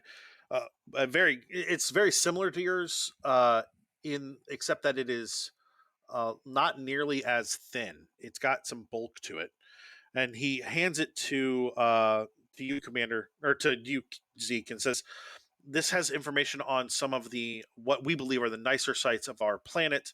You're welcome to transport to any of them. We only ask that, of course, you be careful of any wildlife. There are predators out, but typically they stay away from us. I can only imagine being larger than most of the Sartorians, they would stay away from you as well." Yeah. Well, thank you for the knowledge, and with this, we will hopefully make the best of decisions and the wisdom. So, thank you for your gift. Of course. So he kind of the three of them stand again and kind of nod. It's like a light bow, and then let you go along your way. The doctor's not back yet with the security with Minkler, and the your aide hasn't come back with the other security officer yet, but there's still time for them to come back. You could definitely leave an aide here to kind of direct people as they came back if need be, or you could use your communicators. Either way, doesn't matter. I'll tell an aide to reach out to say that we're leaving. Okay. Discreetly, and leave the aide there to coordinate. Okay. So Zeke and Halada are going back to the ship, I take it? Mm-hmm. Chevrin and Charlie, are you both going back to the ship, or are you staying on planet? I think I'm gonna stay on planet. That was what Charlie was going to do too. Okay, cool. So we'll start with the two of you. As the commanders like beam away, um, they leave the two of you there. Charlie immediately runs over to the wall and starts pushing buttons. Did you know?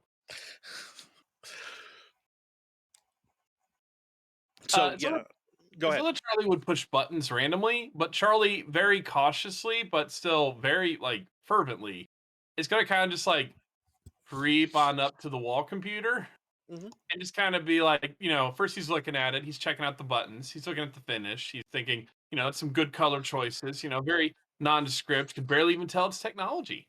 And then he's going to just pull out his tricorder, just kind of scope it out very slyly, you know, just a couple of scans, see what's going on. And then he's just gonna tap a button, see what happens. When you go up, um, can you give me a insight? We're gonna do insight and half of your control. Okay. So half of my control puts me at insight and control. Half of control is Yeah. 15. Yeah. Yeah. No focuses. Difficulty is going to be a 2. All right, we can do this. Come on, I've not been making my rolls all night, and I do. I make it. Okay. So you feel the slightest buzz from your tricorder as you like kind of look at the panel on the wall. You pull out your tricorder to kind of scan it, and then you look back at the panel, and all of the words are in English or in Federation Standard. Something that you can 100% read. Okay, that's incredible. And looking at the tricorder, there's like a little blip, you know, like a little notification at the very top, and you tap on it, and it notes that it has been scanned. Kind of figuring that's what happened. Can the tricorder tell me how, like, in much detail it was scanned? Was it just a surface scan, or is it like, you know, deep?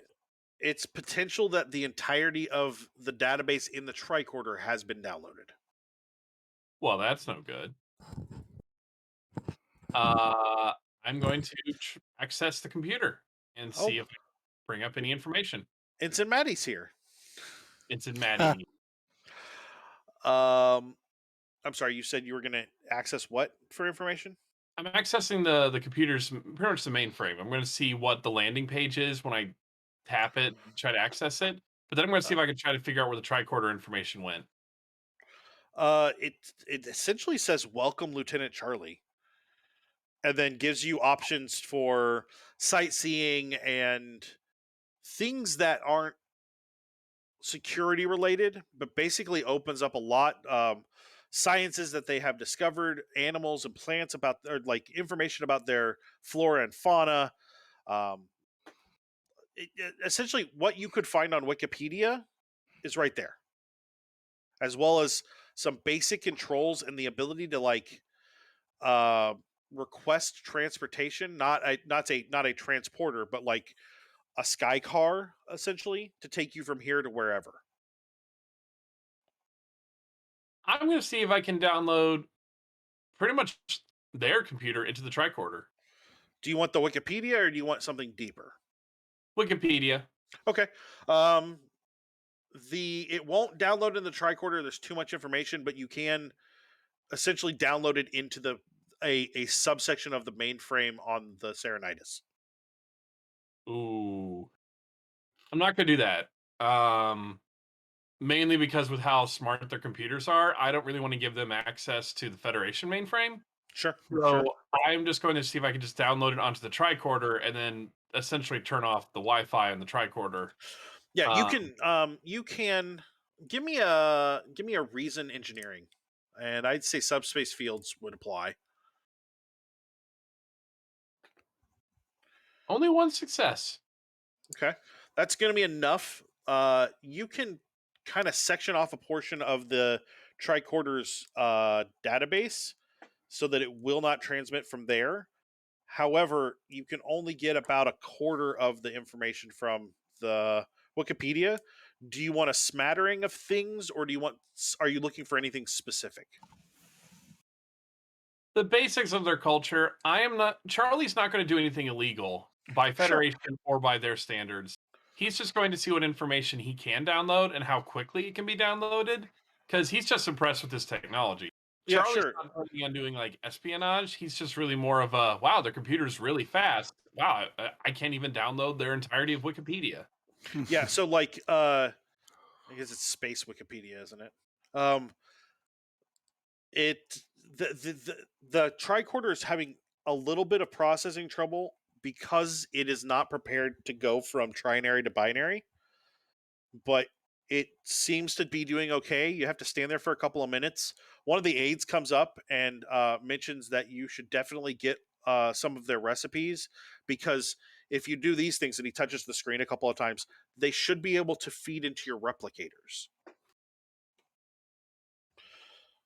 Charlie, that's awesome. I mean, your level of technology is just so incredible. Granted, I've only had a chance to encounter the chairs and the food, but just from what I've been able to learn about your processing power and just how it interlinks so like succinctly with your way of life here on this planet, this is all incredible. I think you understand by now that our society is kind of ruled by what is wisest, and we have always felt that knowledge and pursuit of knowledge, even knowledge that isn't necessarily directly benefiting anything, is more important than a lack of knowledge. So that's incredible. I have to admit, I have deep respect for your society. Thank you. You are from which of the Federation planets? I am a Saurian. And is that the name of your planet? Saurian? It's honestly the player can't remember off the top of their head. That's fine. I'm going to say Saria Prime. And are all of the people on Saria Prime much like you?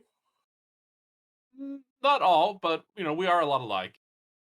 Do you find a lot of off-worlders spend time there? Of course. We have a thriving tourist industry. Also, we have our own college, and we frequently host symposiums from philosophers, musicians, and scientists from across the Federation. Interesting. We have found we have interacted with the Romulans and some parts of the Dominion through intermediaries. We have found that their mindsets have opened new ways to think of things, and they have been quite interesting over the last few hundred years. We were very isolated before that. Well, I hope that coming out of isolation will be of great benefit to you. Yes, I agree. I look forward to learning more about this Federation of yours and the it's called the Alpha Quadrant. Yes. What is this Alpha? We've delineated the galaxy into 4 separate quadrants, and we exist in what we call the Alpha one, because that is where we come from. So the entirety of the Federation is from the Alpha Quadrant? Mostly. Interesting. So yeah, he kind of touches on a couple of things, and like make sure that you get the good recipes. Like obviously this liquid pop rocks thing is going to go over real well, and it's going to get started like being served in the dapple dough. But he makes sure that you get kind of like a wide variety of things. Points out some of his favorite of the animals and like why they're his favorites. And just you kind of make sure that you get a chance to get a little bit of everything about the planet. Chagrin, while he's doing that, what are you doing? I am just going to casually stroll through the city. Okay. Vaguely scanning things, with my extrasensory stuff. Okay. But just sort of taking in the world a bit. Okay. Can you give me an insight security roll?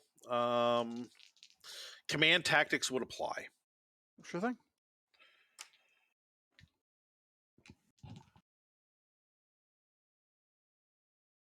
What was the difficulty?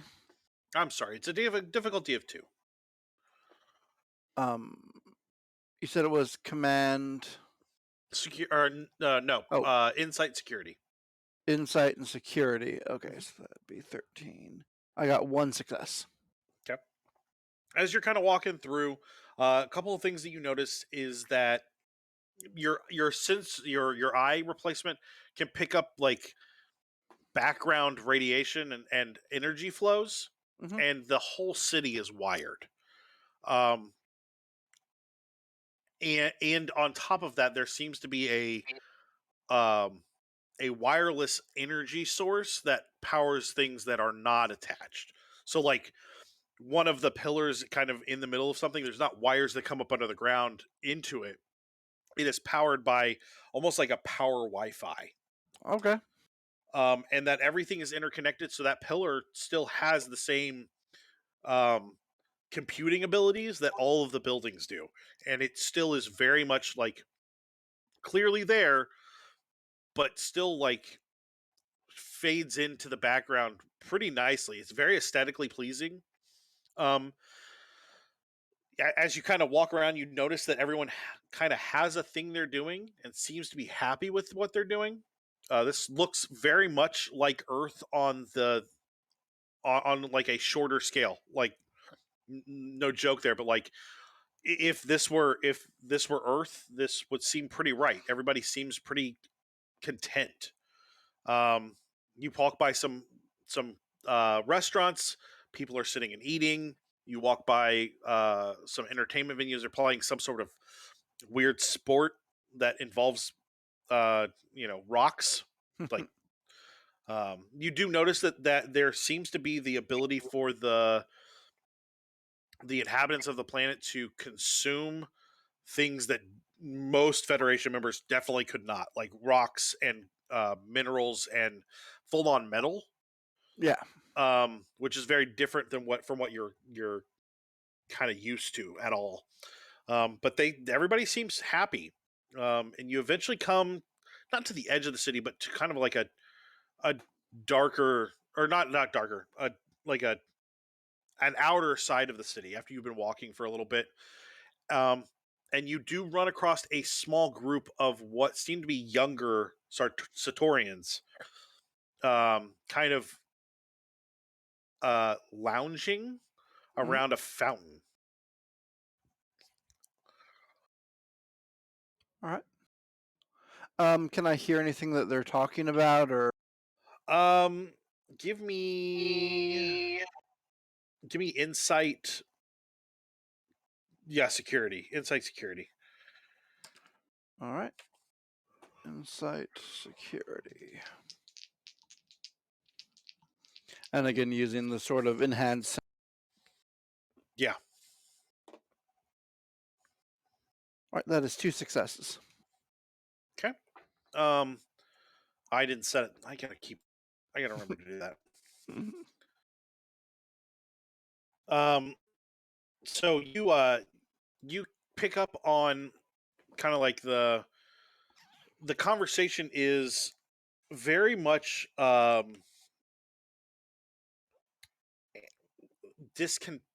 discontent with their situation. They're tired of being watched, which they know they're being watched right where they're at. Mm-hmm. They are tired of being kind of forced into the idyllic thing. What if they don't want to do the thing they're going to be best at and happiest with, which seems a little odd, but also, everybody's been a teenager at some point. Yeah. And then one of them you hear one of them say, well, Takeni says that there are other options. All right.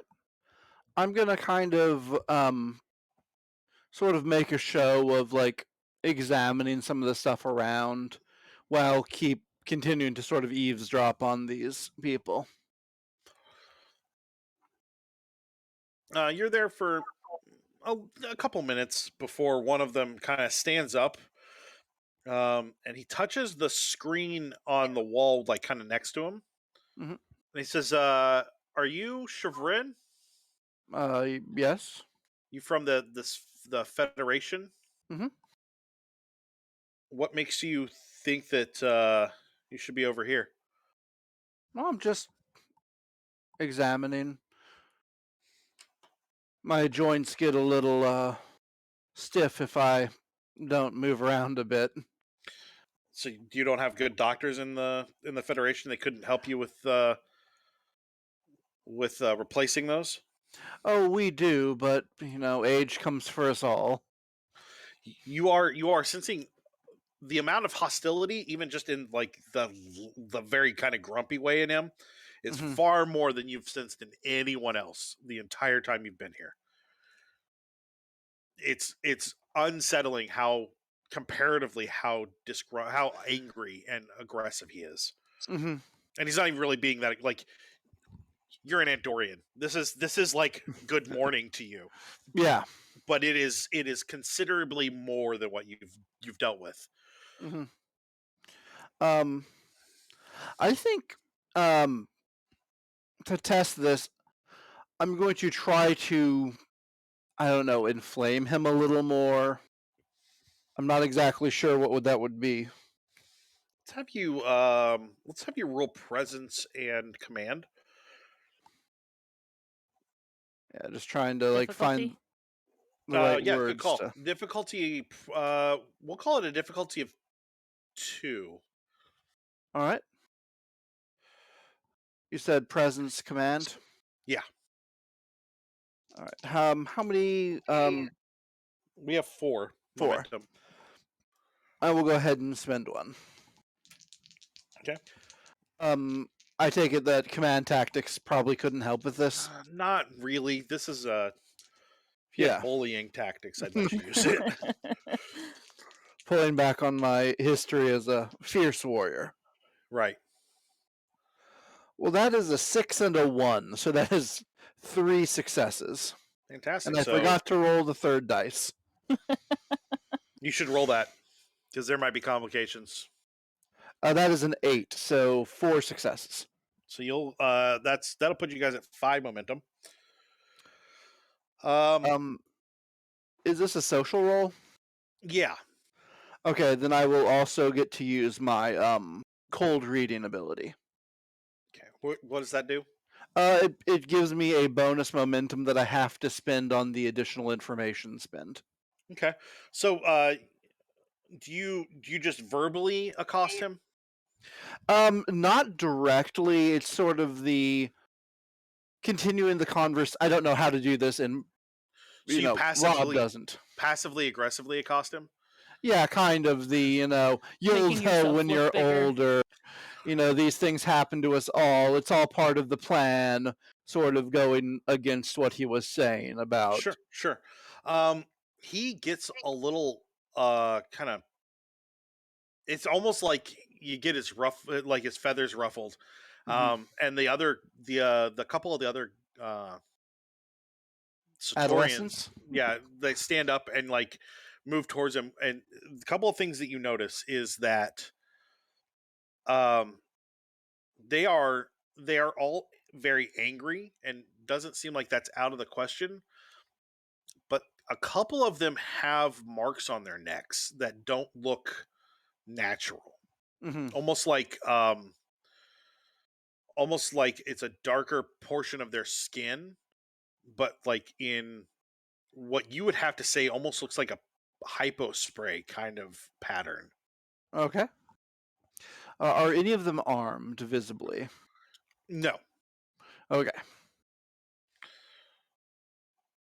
So the kid you were talking to first is like, yeah, no, you should just go ahead and get out of here, because it'd be real embarrassing if a bunch of short guys beat up an old man with a cane.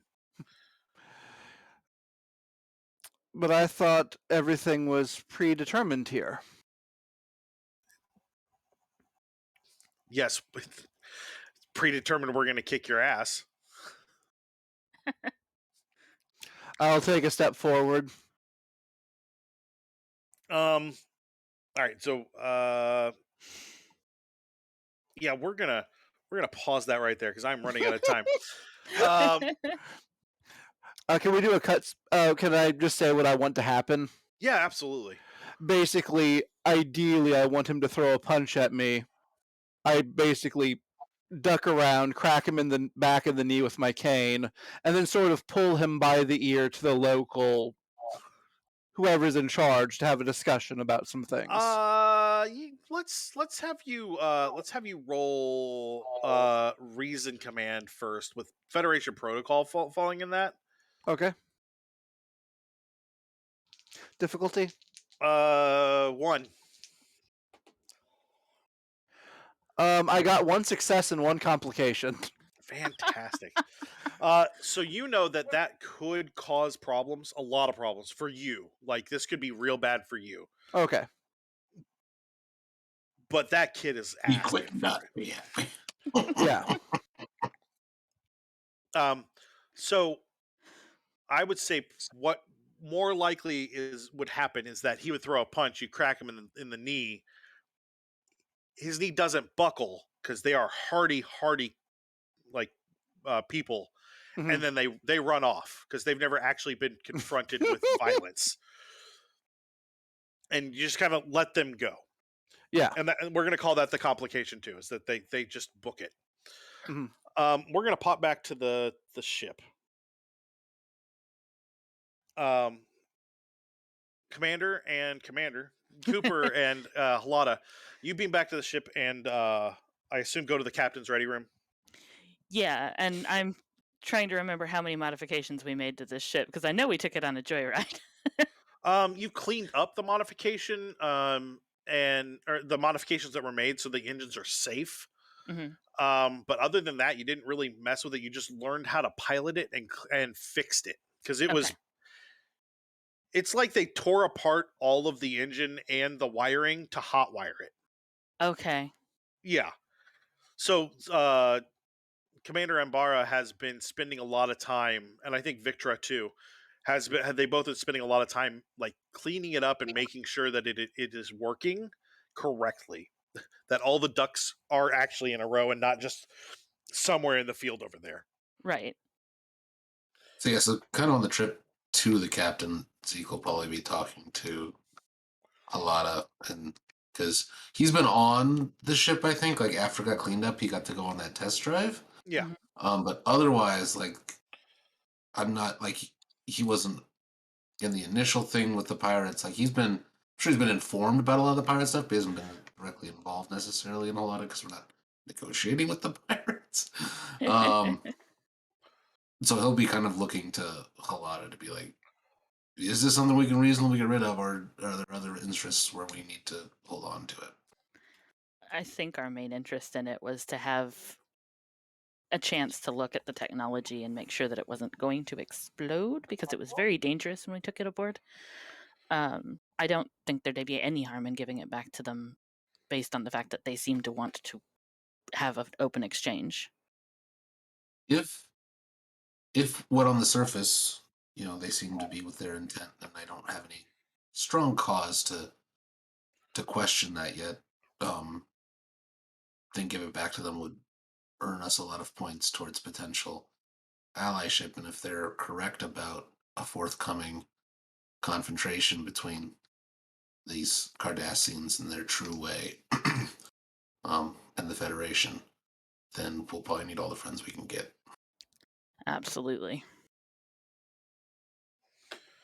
So you arrive at the captain's ready room.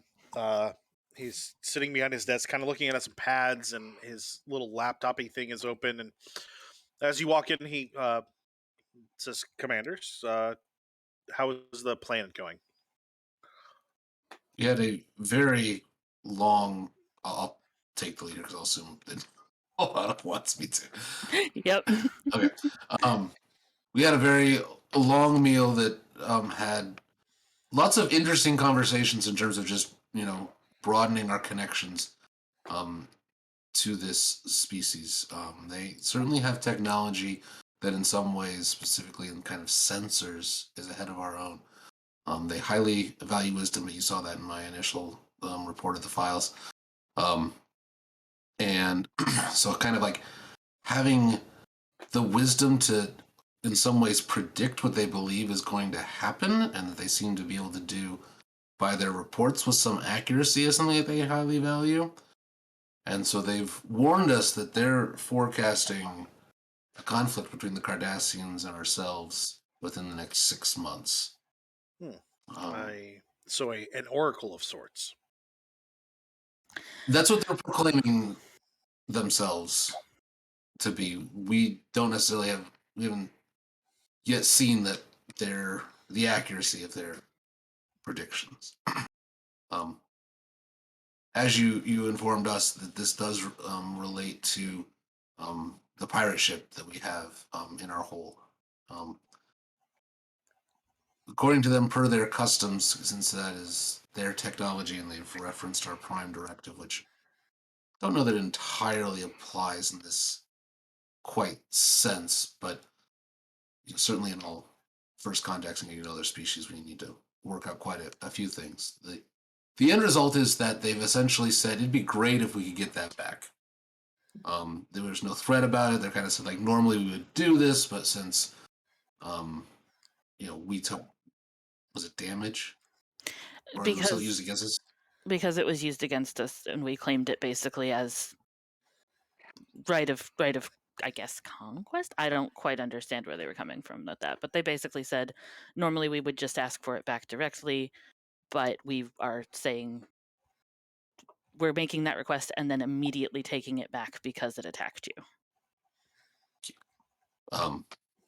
Yes. So I have no reason to believe that a declination would harm our relationship with them.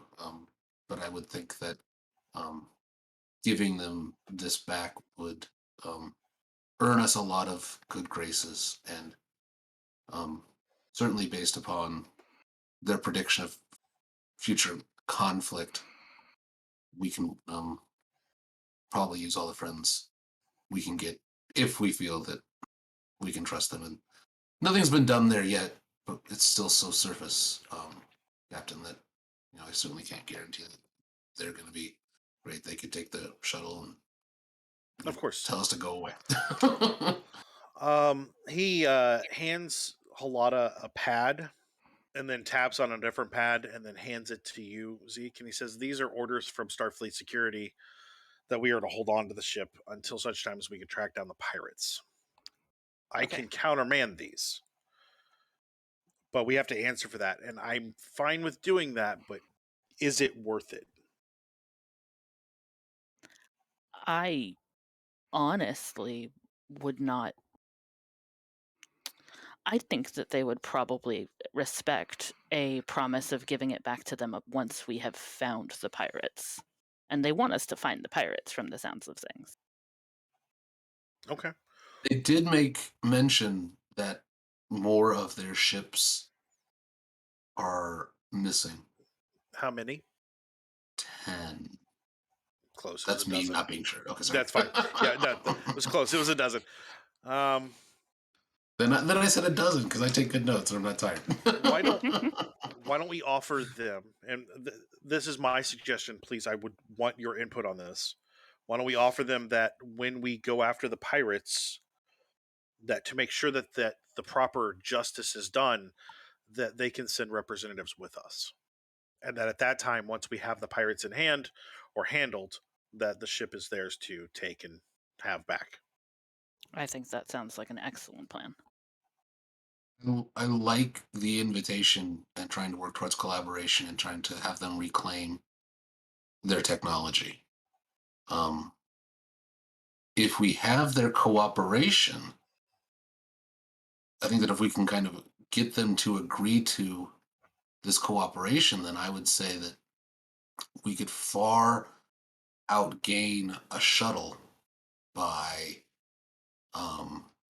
getting their sensor technology, which Commander Chevrin has said that they can detect cloaked ships. They don't typically do a lot of exploring, is my understanding. So, in some ways, kind of saying we will help you reclaim your technology, we could perhaps learn far more about their ships directly from them, and maybe get access to their sensors in this regard versus stumbling about on our own if our goal is to try to get them to work with us. But we can kind of say, we'd like to work with you and give you the ship, but if that fails and they don't see into that, then we can fall back to, why don't you just come with us, you can have it after, or we can even fall back to, well, we'll give it back to you when we're done with it. Well, Reviewing go ahead. reviewing the notes from the security doc that he just handed to us, is part of the concern keeping the ship because our small craft is not this maneuverable? No, part of it is potential use for infiltration. Okay. That makes sense. Yeah. I think that the larger picture also should be considered. Starfleet is going to eventually want to build a station in the Gamma Quadrant. And if we have a friendly planet to do that with, that would go a long way to making it a safer place for us to go on shore leave. Mm-hmm. And I know that shore leave is not necessarily at the top of either of your concerns, but I've seen what being in space too long can do to a crew. Counselor, I fully believe in breaks shortly.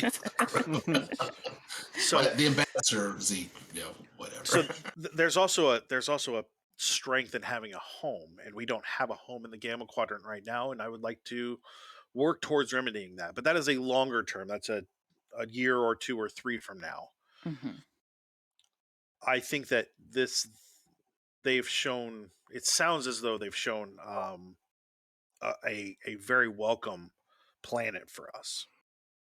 Yes, they have been extremely hospitable. It's almost one of those, is this perhaps too good to be true? I think that, we've had examples in past First Contacts with seemingly utopian societies until you find out what price that they're paying. I mean, the entire place is a surveillance state, but it seems most of them don't care. Agreed. The people that we've been exposed to, but perhaps when the remainder of the away team returns, I see. they can report what they were able to see in less controlled environments. Yes. And every world grows in its own way. If they've gotten used to it, doesn't mean that it's right necessarily in our view, but it does work for them. I would suggest that I would ask that the two of you go back to the planet and offer this to their elder council, and from there we can move forward. Absolutely. The morning. No, you've been up all day.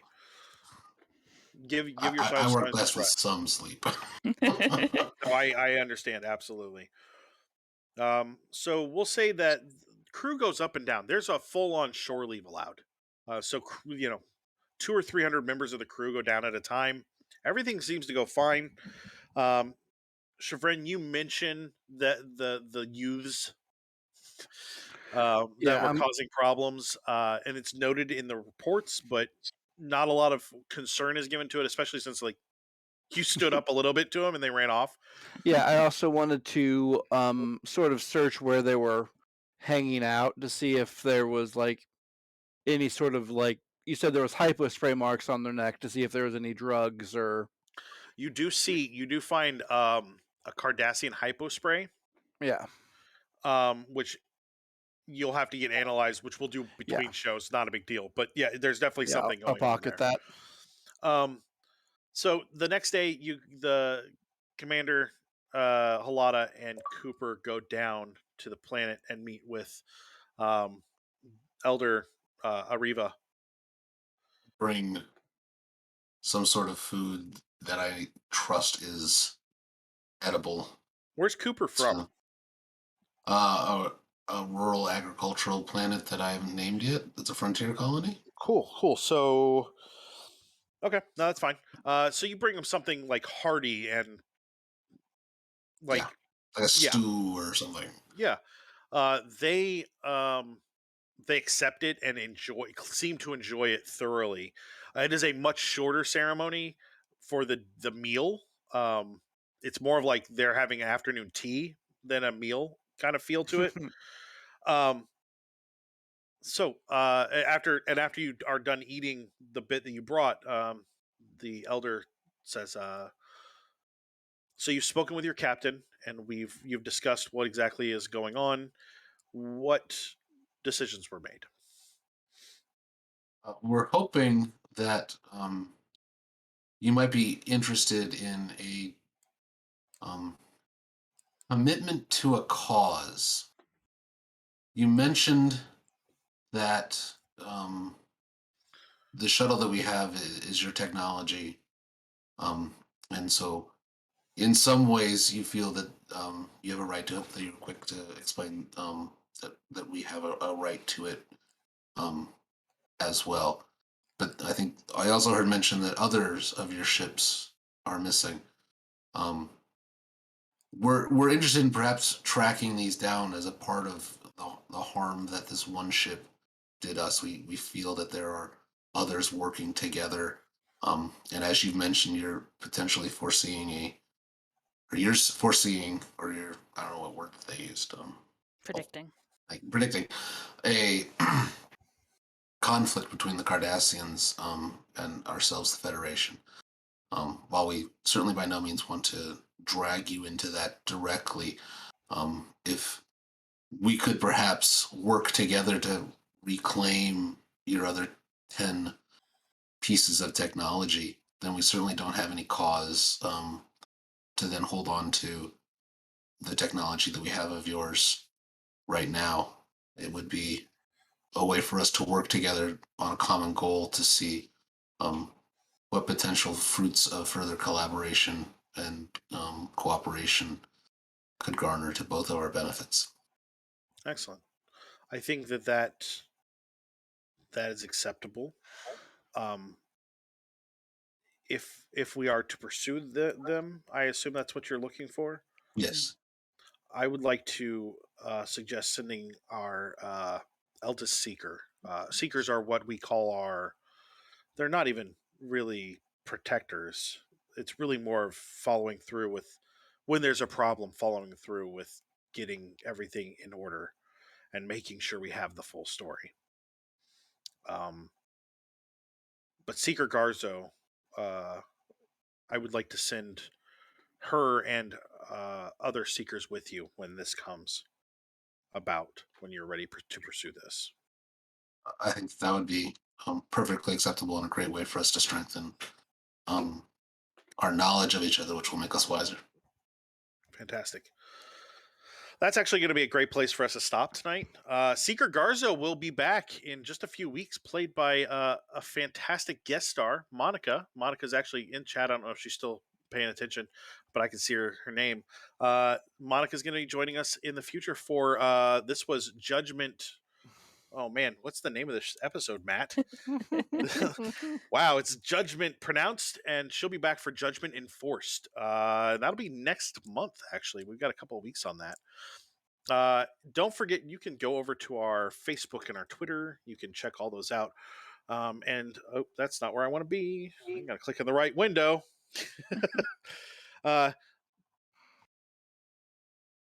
Come over to our Facebook and Twitter and check out the stuff we do there. We are pretty active on promoting what's going on and retweeting stuff. You can always go over to our Discord and join the community. We have a great community over there. Talk about all kinds of stuff. We play a fun game called Wordle, which I didn't realize was a thing until a few days ago, but boy, is it a tough game. So come check out our community. We have a bunch of fine folks over there. A lot of them are in chat already. We really enjoy them. And then you can check out anything you've missed from Rook and Rasp over on the YouTube channel. All those links are going to be in chat there. And don't forget, we've got shows coming up on Thursday specifically. Our next show is Growing Shadows. It's the season 3 premiere. Come out for some ninja fun.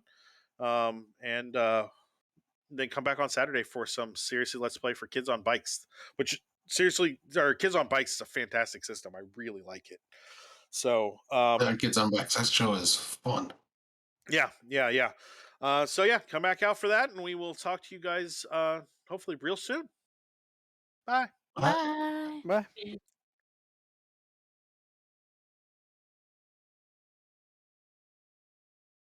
Bye.